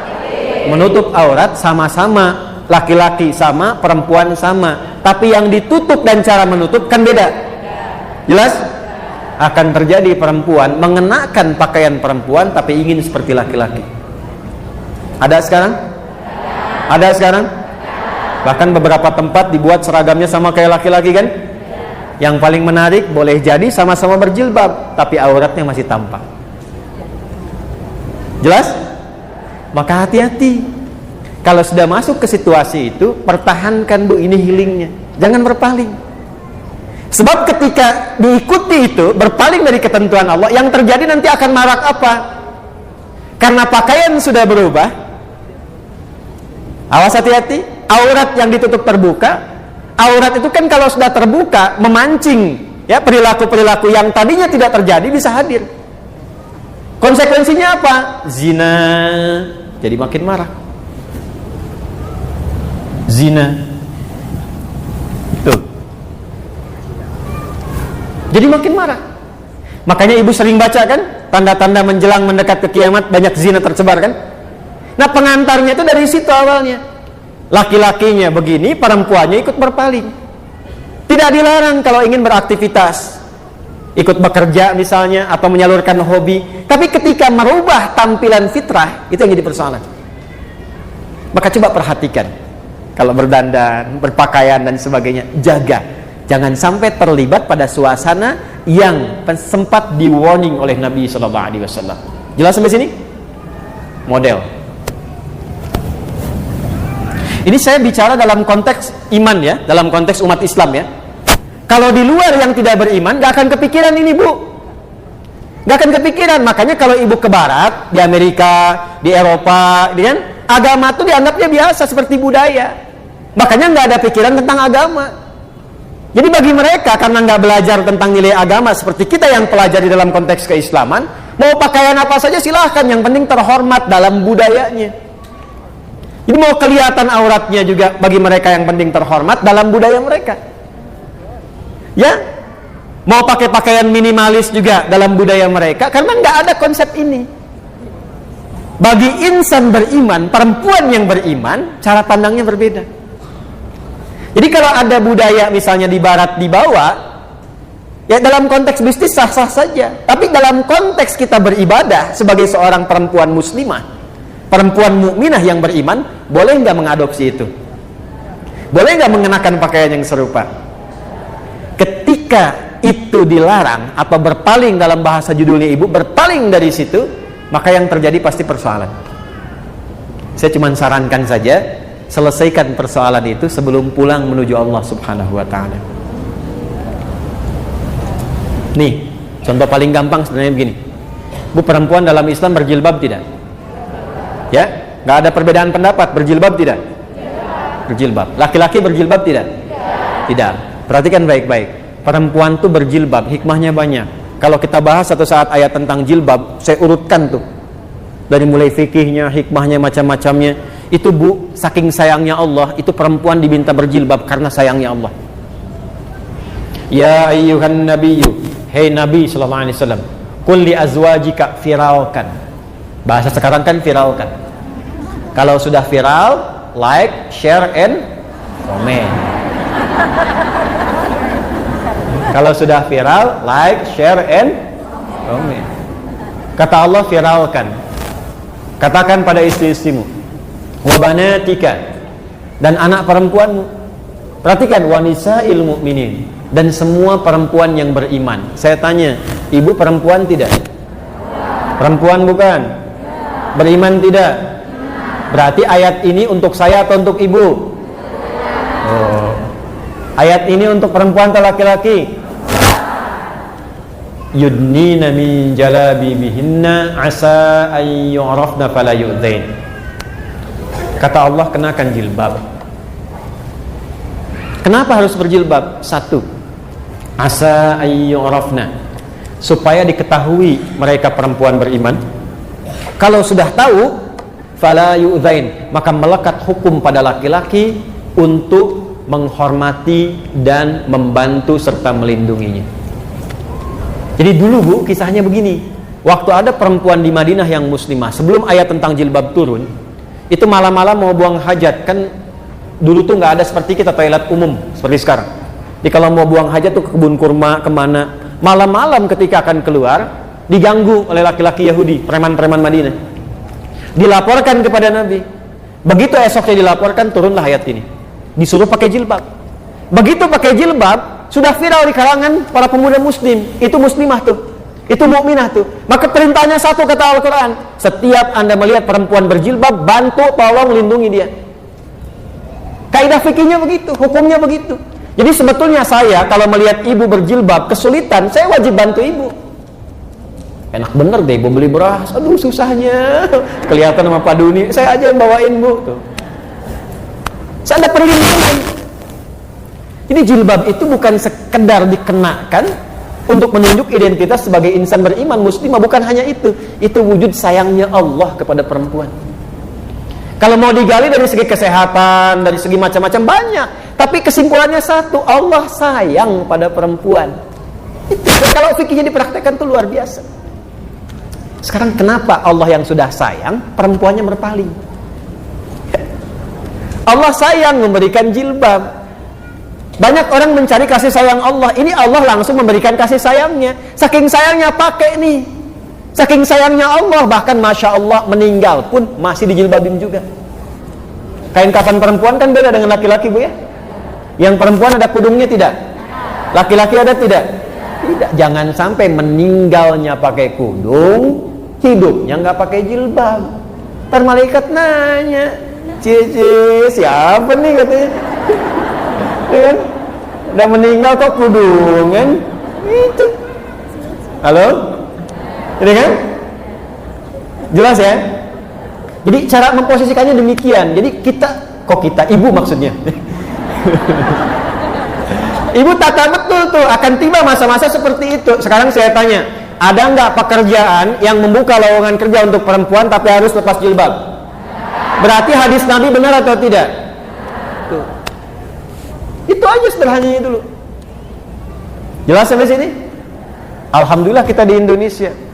Karena di Indonesia untuk mempraktekkan agama itu sudah jadi ketentuan di undang-undang. Pasal 29 ayat 2. Negara menjamin kemerdekaan tiap-tiap penduduk untuk memeluk agamanya masing-masing dan beribadah menurut agama dan kepercayaannya itu. Jilbab bagi perempuan bagian dari ibadah. Paham? Satu. Terakhir. Kita sampai jam berapa ya? 11. Oh ya. Nggak apa-apa. Saya jam setengah 11 selesai. Ibu silakan mau sampai jam 12 sampai asar silakan. Saya mau pulang lagi, mau ada akikah. Dah, lihat sini. Terakhir. Fokus. Silahkan kata Allah. Kata Nabi, Allah dan Nabi menyampaikan, Allah memberikan instruksi, Nabi menjelaskan atas perintah Allah Subhanahu wa taala. Ada hobi, bakat silahkan, tapi jangan merubah fitrah. Yang kedua, keluar dari tugas pokok yang berlaku bagi perempuan di rumah. Ibu, laki-laki banyak mencari nafkah di luar. Otomatis perempuan banyak waktunya di rumah. Karena itu fitrahnya disiapkan oleh Allah untuk mensupport beberapa aktivitas yang ada di rumah. Contoh, maaf sekali, biasanya yang interaksi sama anak-anak banyaknya siapa? Yang menyusui ibu atau ayahnya? Ibunya. Yang menggendongnya umumnya siapa? Masya Allah. Karena itu anak kepada ibu itu luar biasa. Bu, itu mahal. Karena itu orang Arab menyebutkan madrasah pertama untuk anak itu ibunya. Nah sekarang ibunya keluar, anak dititipkan pada orang lain. Kasih sayang ibu nggak ngalir ke anak. Yang gendong orang lain. Anak nggak merasakan kehangatan ibunya. Karakternya nggak nyampe. Ibu cuma bisa marah-marah ketika anaknya nggak nurut sama ibu. Ibu tanyakan istighfar, tuh anak tuh begitu, kenapa? Apa dosa ibu kepada anak tuh? Ketika Anda minta, nah begini, anaknya rewel, anaknya berangkat, ibu cuma bisa marah, tapi tidak melihat ke belakang tuh terjadi apa. Kok anak orang lain nggak begitu? Anak orang lain taat-taat saja, anak orang lain baik-baik saja. Riset menunjukkan kebanyakan anak yang tawuran, yang narkoba, yang ribut, itu ketika diriset, mereka ternyata mencari perhatian yang tidak didapatkan di rumahnya. Itu.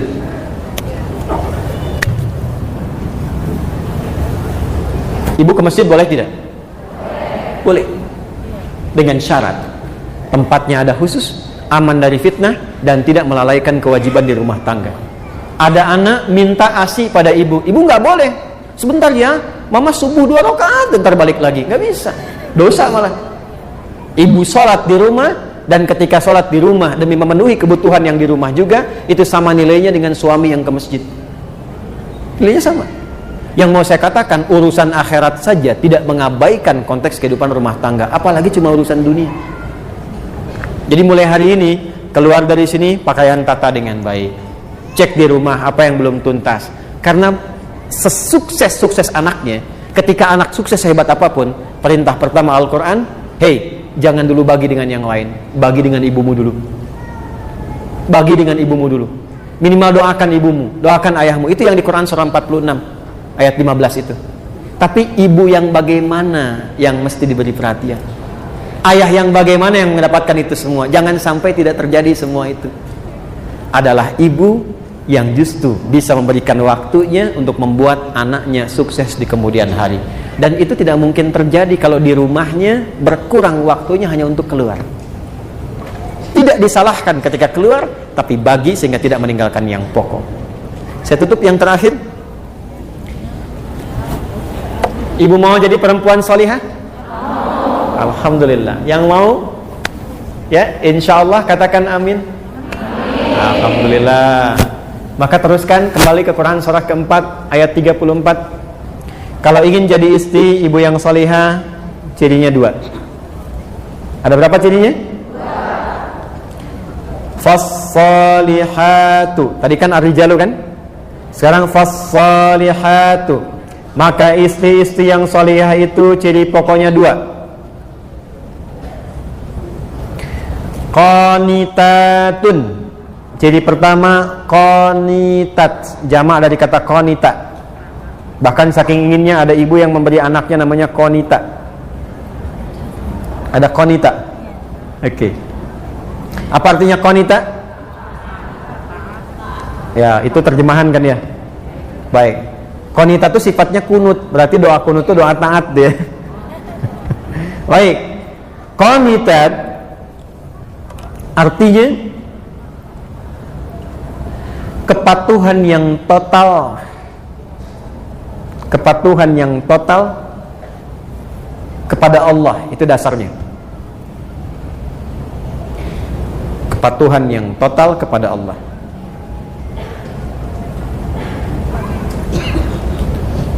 Asalnya itu. Nanti kalau dibawa ke aspek-aspek ibadah atau rumah tangga, maknanya menjadi luas. Contoh, kalau sholat, tanda patuhnya kita kepada Allah itu ditunaikan dengan khusyuk. Nah, khusyuk itu kadang disebut oleh Quran dengan qanitun, jamaknya qanitin, dari kata qanita.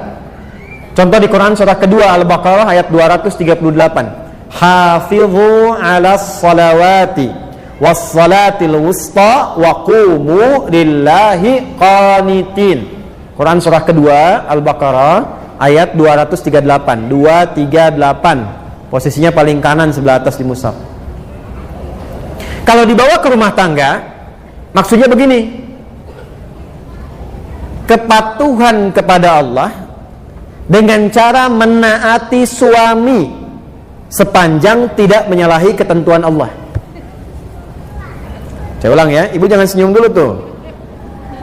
Kepatuhan kepada Allah dengan cara menaati suami sepanjang tidak menyalahi ketentuan Allah.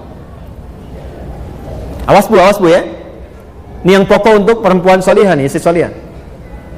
Dan kalau ibu bisa lakukan itu, dijaga sampai meninggal, itu hisabnya Masya Allah. Langsung diperintahkan oleh Allah untuk ke surga dari pintu mana saja yang dipilih. Nggak cukup dengan amin, kita bacakan dulu hadisnya ya. Lihat sini, perhatikan. Idza shallatil mar'atu salataha. Kalau ada seorang perempuan cuman sholat fardu selama hidupnya, nggak pernah sholat sunnah, nggak pernah tahajud, nggak pernah duha, nggak pernah syuruk dan sebagainya. Wa shamat shamaha, dan hanya puasa wajib saja, Ramadan saja, nggak pernah Senin Kamis, nggak pernah Ayyamul Bid. Wa ata'at zaujaha, tapi dia patuh pada suaminya, taat dalam rangka mematuhi Allah. Perhatikan. Wa hafizat farjaha, dan menjaga diri tidak selingkuh. Qila laha yaumal qiyamati, akan dikatakan kepadanya saat hisab, udkhulil jannata min haitsu syi'ti, langsung aja masuk surga dari pintu manapun yang kau kehendaki. Hadisnya sahih. Rawahu Tirmidzi, hadis riwayat Imam At-Tirmidzi, hadisnya sahih. Jadi kalau suami meminta ibu pada kebaikan, ibu taati, bukan niat suaminya karena menaati Allah, itu nilainya tinggi di hadapan Allah, Bu. Contoh gini, Mah pergi pengajian ya, Ustadz Fulan misalnya, bagus tuh, insya Allah ya siap berangkat. Itu kalimat itu nilainya tinggi di hadapan Allah. Mah berjilbab ya, insya Allah siap. Mah anak-anak masuk sekolah tahfidz aja deh, insya Allah. Itu ketika direspon tinggi nilainya. Jelas? Tapi saat memerintahkan kepada yang tidak baik, ibu boleh menolak. Saya ulang ya, boleh menolak, cuma kalimatnya belum selesai. Menolak dengan cara yang baik. Ingat yang pemimpin itu siapa? Suami. Contoh, Mah lepas dulu jilbabnya ya, Papa ada family gathering, yang lain gak pakai jilbab, Papa gak enak. Sebentar aja, cuma 30 menit, dari itu pakai lagi. Ibu kalau jawabnya, apa? Tahu gak Pak? Ini. Itu rame tuh. Tapi kalau ibu cara masuknya, Pak, dulu Mama sebelum meninggal, dari kecil sudah melatih aku untuk pakai jilbab. Ya, aku niatkan pakai jilbab ini di antara amalan yang jariahnya insya Allah sampai ke Mama, ke Papa. Kalau dilepas 30 menit dan di saat itu kemudian aku wafat, meninggal dalam keadaan tidak berjilbab, kira-kira bagaimana di hadapan Allah? Ya sudah deh, nggak apa-apa pakai aja, mungkin jadi dakwah. Ya itu cara masuk yang enak, itu halus. Ya boleh menolak, tapi cari jalan yang terbaik, yang halus. Terus ya, Mas ini, Ma mau tahajud dulu Pak. Udah, temenin Papa nonton dulu nih, ini babak kedua nih, rame nih. Bola misalnya kan. Baik, gini aja deh Pak, dalam tahajud setelah sholat, Mama doakan klubnya Papa bisa menang. Ya udah tahajud sana. Tahajud kan. Tiba-tiba kalah kan, Mama sih tahajud. Iya, Papa sih diminta menang malah menangis gitu.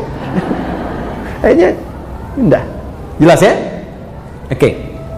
Jadi satu, taat pada suami sepanjang meminta kepada yang baik-baik. Tapi kalau sepanjang tidak baik, boleh menolak dengan cara yang apa? Baik. Yang kedua yang agak tidak mudah nih, sekarang bisa terjadi. Hafizatun lil ghaibi bima hafizallah. Istri yang salihah, dia mampu menutup, menjaga aib rumah tangga, khususnya suaminya, terutama ketika tidak sedang bersamanya, karena Allah sudah tutupi. Bima hafizallah, mampu menjaga aib rumah tangga, khususnya suaminya, terutama ketika tidak sedang bersamanya, karena Allah sudah tutupi. Ibu fokus dengan saya sebentar, tahan penanya, perhatikan baik-baik ini. Jika terjadi persoalan di rumah tangga antara suami istri, itu Allah tutup ibu, gak akan tersebar sepanjang ibu tidak membukanya, dan sepanjang suami tidak membukanya. Itu akan ditutup sampai kiamat, sampai masalah itu selesai, atau sekalipun ada yang terjadi perpisahan, tetap akan ditutup sampai kiamat terjadi, sampai pulang kepada Allah. Hisabnya hanya dia dengan Allah, sepanjang tidak dibuka. Tapi kalau itu dibuka, jadi persoalan itu. Nah sekarang pertanyaannya, kan laki-laki juga sama kan? Suami juga harus menjaga kehormatan rumah tangga kan? Kenapa sangat ditekankan kepada istri, bukan suami? Itu suratnya surat apa tadi? Surat keempat, surat apa? An-Nisa. Apa artinya An-Nisa? Oh, kan sudah salah. Tidak, banyak orang keliru. An-Nisa itu bukan perempuan, bukan wanita. Ibu jangan maksa. An-Nisa bukan perempuan. An-Nisa itu bukan wanita. An-Nisa itu perempuan-perempuan. Beda kan ya? Baik, kalau perempuan itu berapa jumlahnya? Perempuan itu berapa? Banyak. Perempuan tuh kalau sendirian namanya mar'ah. Nih tulisannya Bu. Saya masih ada waktu? Ibu kan enak tinggal masih aja kan saya yang nerangin. Saya tuh kesini Bu ya, datang sendiri, nerangin sendiri, nulis sendiri, ngapus sendiri Bu. Alhamdulillah. Ibu tinggal lihat, tulis, catat, pulang masuk surga. Enak banget. Tinggal amin aja ya. Oh. Mar'ah, tulisannya mim, ra, hamzah, ta, marbutah. Ini bisa dibaca mar'ah, bisa dibaca mir'ah. Kalau mir'ah itu cermin. Ya, makanya perempuan sering dekat dengan cermin. Ya, orang Arab bilang al-mar'atu kal mir'ah, perempuan itu seperti cermin. Makanya kan ibu senang kan cermin, di rumah udah lihat cermin, turun dari mobil lihat spion lagi, masuk masjid lihat kaca nako masjid, ngaca lagi, ya. Nggak apa-apa, dicek di tasnya pun ada cerminnya juga, gitu. Minimal handphonenya kan, nggak apa-apa, itu fitrah, bawaan biasa. Mar'ah itu nanti sifatnya muru'ah. Muru'ah itu sifat yang senang menjaga kehormatan. Makanya perempuan itu senang tampil terhormat, jaga rapi, tertib. Bedakan Bu, kalau saya laki-laki keluar pakaian agak lecek sedikit biasa. Tapi kalau kelihatan istri, stop, setrika dulu, rapi dulu. Itu fitrah perempuan itu biasa. Tapi ingat, perempuan itu seperti cermin. Ibu tahu cermin? Tahu ya? Cermin kalau dilempar misalnya sampai pecah, bisa nggak dirangkai lagi? Jangan salah, bisa dirangkai lagi, cuma tak mampu memantulkan bayangan yang sempurna. Nah, sifat perempuan itu sama dengan cermin. Kalau dia terlukai, itu bisa cepat memaafkan, tapi sulit melupakan apa yang dialami. Ya kan? Punya masalah tahun 2022, tapi kalau diungkit kejadian listrik tahun 98 muncul lagi kan? Iya. Jadi itu fitrah Bu, biasa gitu. Masalah satu keluar 1000 itu biasa. Kenapa sih Pak gini-gini? Dulu kan Bapak tuh dulu kan, padahal masalahnya sekarang kan. Nah, itulah mar'ah.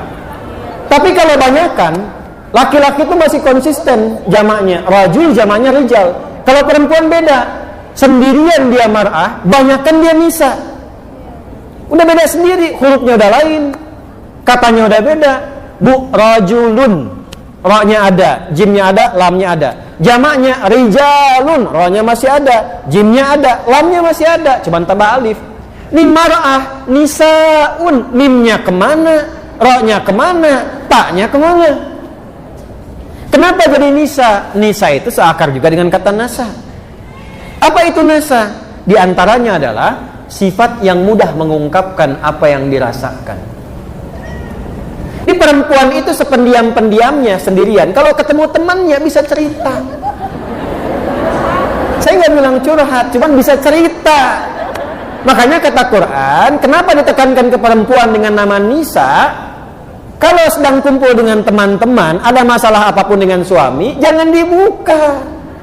Memang judulnya pengajian, tapi ketika datang kan beda sapaannya. Assalamualaikum, kece damang, alhamdulillah saya. Kumaha damelan, alhamdulillah lancar. Eta suami kumaha, di situ masalahnya. Aduh. Kan judulnya pengajian kan? Tapi yang dibahas tuh bisa suami. Sekarang itu lebih parah, hadisnya nyata. Belum datang ke pengajian, udah bikin status. Tuh. Itu baru keluar kapan udah dibikin. Aku tidak mengira, engkau tidak seperti aku duga.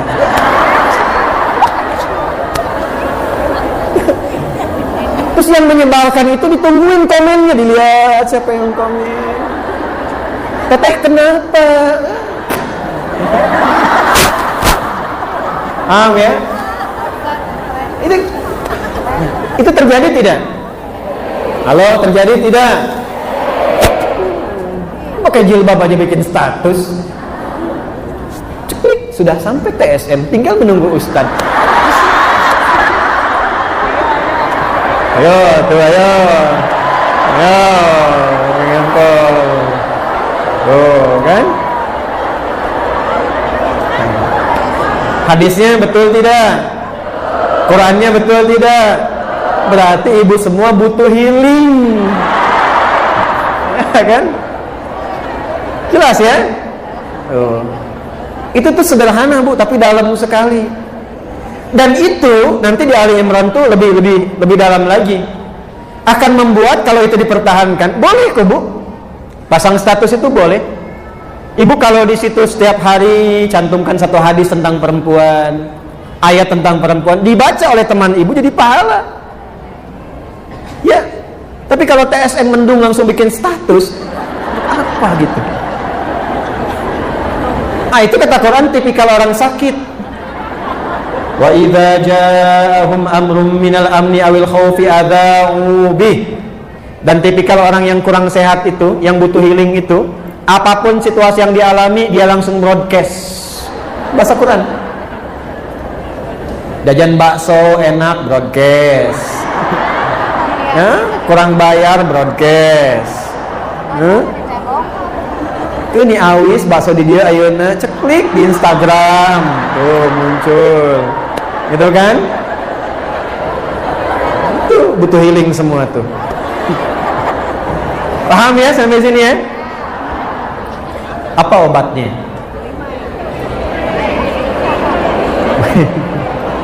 Sudah, lihat sini. Yang menciptakan kita siapa? Yang tahu tentang kita siapa? Maka healing terbaik kembalilah kepada Allah. Tubu ilallahi taubatan nasuha. Tubuh itu kembali, taubaturnya kembali, balik ke Allah. Biasanya healing itu kaitannya lebih banyak dengan penyakit hati. Lebih banyak. Hati itu marad penyakitnya. Fi qulubihim marad. Obatnya disebut dengan syifa. Saya ulangi, obatnya disebut dengan apa? Maka kalau ingin mendapatkan healing, kembali kepada Allah mencari syifa, maka cari ayat-ayat dalam Al-Quran yang terkait dengan syifa. Contoh, buka Quran surat 17, ini penutup di akhir, ayat ke-82, Quran surah 17 ayat 82. Wa nunazzilu minal Qur'ani ma huwa shifaa'un wa rahmatun lil mu'minin. Wa nunazzilu minal Qur'ani ma huwa shifaa'un wa rahmatun lil mu'minin. Wa la yazidudz zalimina illa khasara. Dan kata Allah, demi keagunganku, aku turunkan ayat-ayat Quran itu menjadi syifa. Maaf Bu, Ibu, Bu, Quran itu syifa. Qurannya sendiri syifa. Jadi kalau sedang gelisah, ada persoalan, curhatnya ke Allah Bu. Nabi Yakub tahu, pernah dengar Nabi Yakub? Ayahnya siapa? Nabi Yakub ayahnya siapa? Nabi Yusuf. Punya masalah dengan anak-anaknya, anak-anaknya yang punya masalah, curhat. Beliau curhat.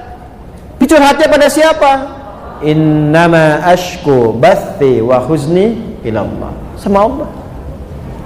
Ibu bangun tahajud, minta sama Allah. Minta anaknya disentuh, berikan kebaikan, kemuliaan, itu akan cepat. Dan kalau curhat ke Allah pun jangan dibikin status di media sosial. Tolong aminkan ya. Yang suka like ya. Salat 2013, sekitar 2012-2013, saya awal-awal pulang dari Tripoli. Ini kisah nyata. Seorang ibu datang dari kejauhan, wajahnya sendu, air matanya hampir tak terbendung. Beliau datang, Ustaz, anak, bahasa kita yang paling gampangnya, anak saya yang saya kandung, saya lahirkan, sulit sholatnya. Bagaimana amalannya? Dah Bu, udah lama tidak? Cukup lama. Ibu udah ingatkan berkali-kali. Ibu pulang sekarang. Malam ibu sholat, tapi di samping tempat tidur anak ibu. Lalu ibu bermohon kepada Allah, minta aja dengan bahasa ibu, ya Allah, ini anak yang kau titipkan kepadaku, dilahirkan di rahimku, dipertanggungjawabkan olehku sampai dengan aku berpulang. Mohon jadikan ya anak yang soleh, rajin menunaikan sholat, dan ringankan hisabku di akhirat nanti di hari kiamat. Ibu minta aja, ntar hari ketiga ibu kesini lagi. Nggak usah diingatkan lagi, ibu nggak usah bilang sama anak, lakukan itu aja. Hari ketiga pulang sini lagi datang. Itu apa yang terjadi? Ini kisah nyata, saya tidak menceritakan yang fiktif. Hari ketiga, pagi-pagi sekitar jam 7 kurang sedikit, dari kejauhan panggilan begitu kencang, "Ustadz, bawa nasi uduk." Anak saya udah sholat. Kok bisa, Bu? Jadi tepat di malam yang ketiga itu, anaknya bangun, dia berdiri, langsung dia kejar, dia peluk ibunya, dia menangis. "Mama, maafkan aku," katanya kan. "Maafkan aku." Ibunya pun ikut nangis. "Aku kan selama ini nggak sholat karena mama kan dulu juga nggak sholat. Bapak juga sibuk begitu." Keluarlah kalimat itu.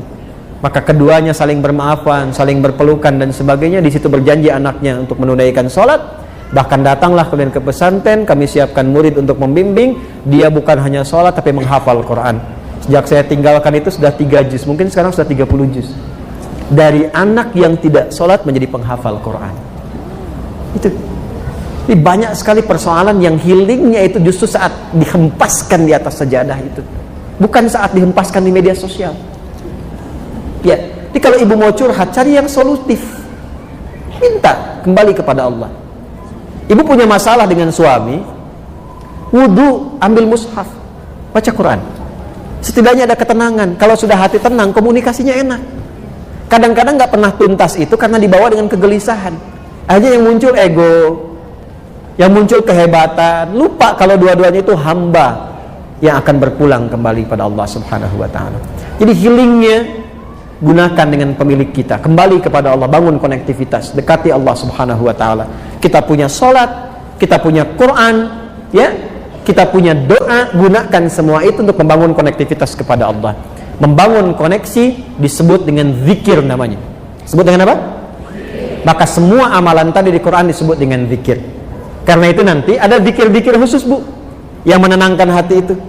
Ya muqallibal qulub, tsabbit qulubana ala dinik, ala imanik, alal islam, dan zikir-zikir yang lainnya. Minimal Bu ya, Bu, rajin istighfar. Ini amalan saya ijazahkan dari Quran. Menjelang subuh, bangun sebelum subuh, misalnya 5 menit sebelum subuh aja, rajin istighfar. Itu Allah akan jaga. Insya Allah dijaga, hartanya stabil, anaknya sehat. Karena itu janji Allah di Quran surat Nuh. Faqultu astaghfiru rabbakum innahu kana ghaffara yursilis samaa 'alaikum midrara wa yumdidkum bi amwalin wa banina. Jadi anak akan dijaga, suami dijaga, harta dijaga, kehidupan berkah, nyaman. Dan kenapa sebelum subuh? Itu amanah di Quran surah 51 di ayat ke-18. Wabil ashari hum yastaghfirun. Siap Bu ya? Baik, siap diamalkan? Baik. Siap untuk diamalkan? Baik. Saya ingin coba berikan yang terakhir. Saya berikan doa, insya Allah kalau ibu amalkan ini singkat padat. Tapi kalau ibu bisa amalkan, insya Allah akan cepat berubah. Ya. Allahumma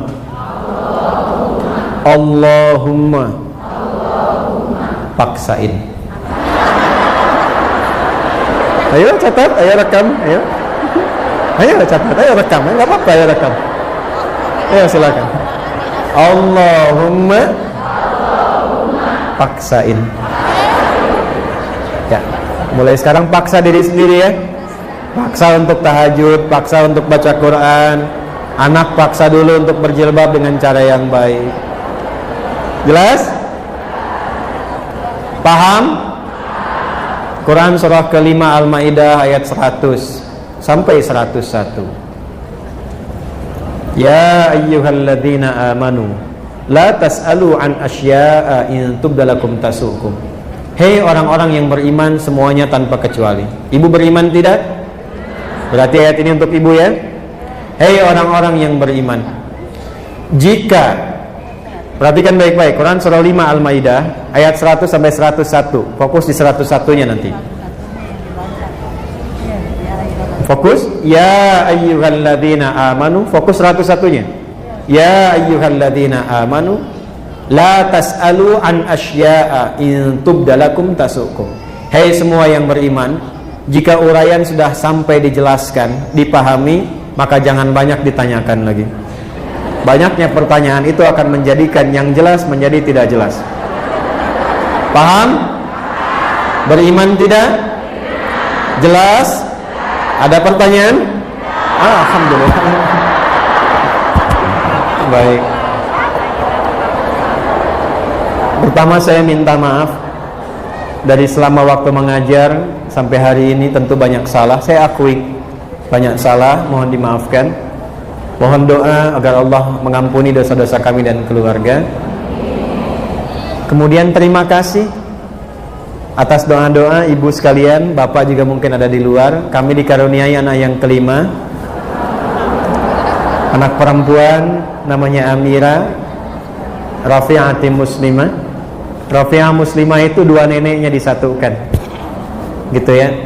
Amira putri kecilku, mudah-mudahan taat kepada Allah dan ditinggikan derajatnya, dan akan akikah. Jadi esok subuh itu saya harus segera kembali, karena pada subuh akan proses akikah. Saya tahnik dan saya ke Bandung lagi untuk pembukaan acara jam 10 besok. Karena itu, apa hubungan dengan taklim hari ini? Maksud saya akan langsung mohon izin untuk bersiap untuk kembali ke Bekasi, dan kita akhiri dengan doa.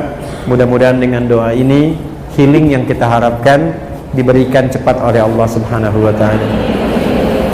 Alhamdulillahirabbil alamin. Ar-Rahmanir Rahim. Maliki yaumiddin. Iyyaka na'budu wa iyyaka nasta'in. Ihdinas siratal mustaqim. Siratal ladzina an'amta 'alaihim ghairil maghdubi 'alaihim waladdallin. Allahumma salli wa sallim wa barik ala habibikal karim rasulikal mustafa al-amin sayyidina Muhammadin wa ala alihi wa sahbihi ajma'in. Allahumma rabbana la tada' lana fi maqamina hadha wa fi kulli maqamin dhanban illa ghafartah. Ya Allah, jika di masjid ini atau di sekitarannya ada hambamu yang dilumuri oleh dosa sebesar apapun, jangan biarkan dia pulang sebelum Kau ampuni dosa-dosanya. Wala hamman illa farajtah. Jika ada di antara kami yang tengah merasakan kegelisahan dalam hidupnya, jangan biarkan ia pulang kecuali Engkau telah tenangkan keadaan hatinya. Wala asiran illa yassartah. Ya Allah, Engkau Maha mengetahui. Di antara kami boleh jadi ia datang membawa kesulitan, baik di rumah tangganya, kehidupan sosialnya, pekerjaannya. Dengan keikhlasan ibadah dan niatnya, maka mohon ya Allah, hilangkan, angkat, dan jadikan kesulitannya berubah menjadi kemudahan. Allahumma wala maridan illa syafaitah. Jika ada di antara kami atau kerabat kami, keluarga kami, ya Allah, Engkau uji dengan penyakit seberat apapun, maka mohon angkat dan sembuhkan penyakitnya. Allahumma ya arhamar rahimin, ij'al baqiyata hayatina hayatan thayyibah wa akhir wafatina husnal khatimah. Ya Allah, jadikan sisa hidup kami yang kami akan lalui lebih baik daripada sebelumnya. Kami mengakui banyak berbuat salah, berbuat maksiat. Boleh jadi anak-anak berbuat salah maksiat karena perilaku orang tuanya, maka mohon ampun dosa-dosa kami ya arhamar rahimin. Ya Allah, ya rabbal alamin. Allahumma ya arhamar rahimin, jika ada sisa kehidupan bagi kami, jadikan hidup kami lebih baik dari sebelumnya. Dan bila pun kami mesti wafat di hari ini, waktu ini, maka jadikan waktu pulang kami sebagai husnul khatimah. Tawaffana muslimin wa alhaqna bis salihin ma'al ladzina an'amta 'alaihim minan nabiyyin was-siddiqin wasyuhada'i was-salihin wa hasuna ulaika rafiqa. Ya Allah, jadikan teman hidup kami teman-teman yang baik, tetangga kami tetangga yang baik, kerabat kami kerabat yang baik, dan jadikan tempat pulang kami berkumpul bersama orang-orang yang baik dengan Rasulullah sallallahu alaihi wasallam, para nabi, para rasul, orang-orang baik, orang syuhada, orang jujur, orang-orang soleh yang telah Engkau pilih dan berkehidupan di dunia ini. Rabbana alif baina qulubina bittaqwa wa jannibna minat tafraqah. Ya Allah, satukan keislaman kami dengan nilai-nilai takwa, jauhkan kami dari perpecahan. Wahfad baldatana Indonesia waj'alha baldatan thayyibatan wa anta tardaha. Jadikan negeri kami Indonesia negeri yang adil, makmur, baik. Jaga negeri kami ya Allah, dan jauhkan dari perpecahan. Wahfad ulama'ana waj'alhum mukhlasin, dan mohon jaga ulama kami, para ulama kami, dan jadikan mereka ikhlas dalam dakwah mereka karenamu ya arhamar rahimin. Rabbana atina fid dunya hasanah wa fil akhirati hasanah wa qina adzabannar. Wa sallallahu ala sayyidina Muhammad wa ala alihi wa sahbihi ajma'in. Wa akhiru da'wana subhanakallahumma wa bihamdika nashhadu an la ilaha illa anta nastaghfiruka wa natubu ilaik. Walhamdulillahi rabbil alamin. Terima kasih, mohon maaf. Assalamualaikum warahmatullahi wabarakatuh. Warahmatullahi wabarakatuh.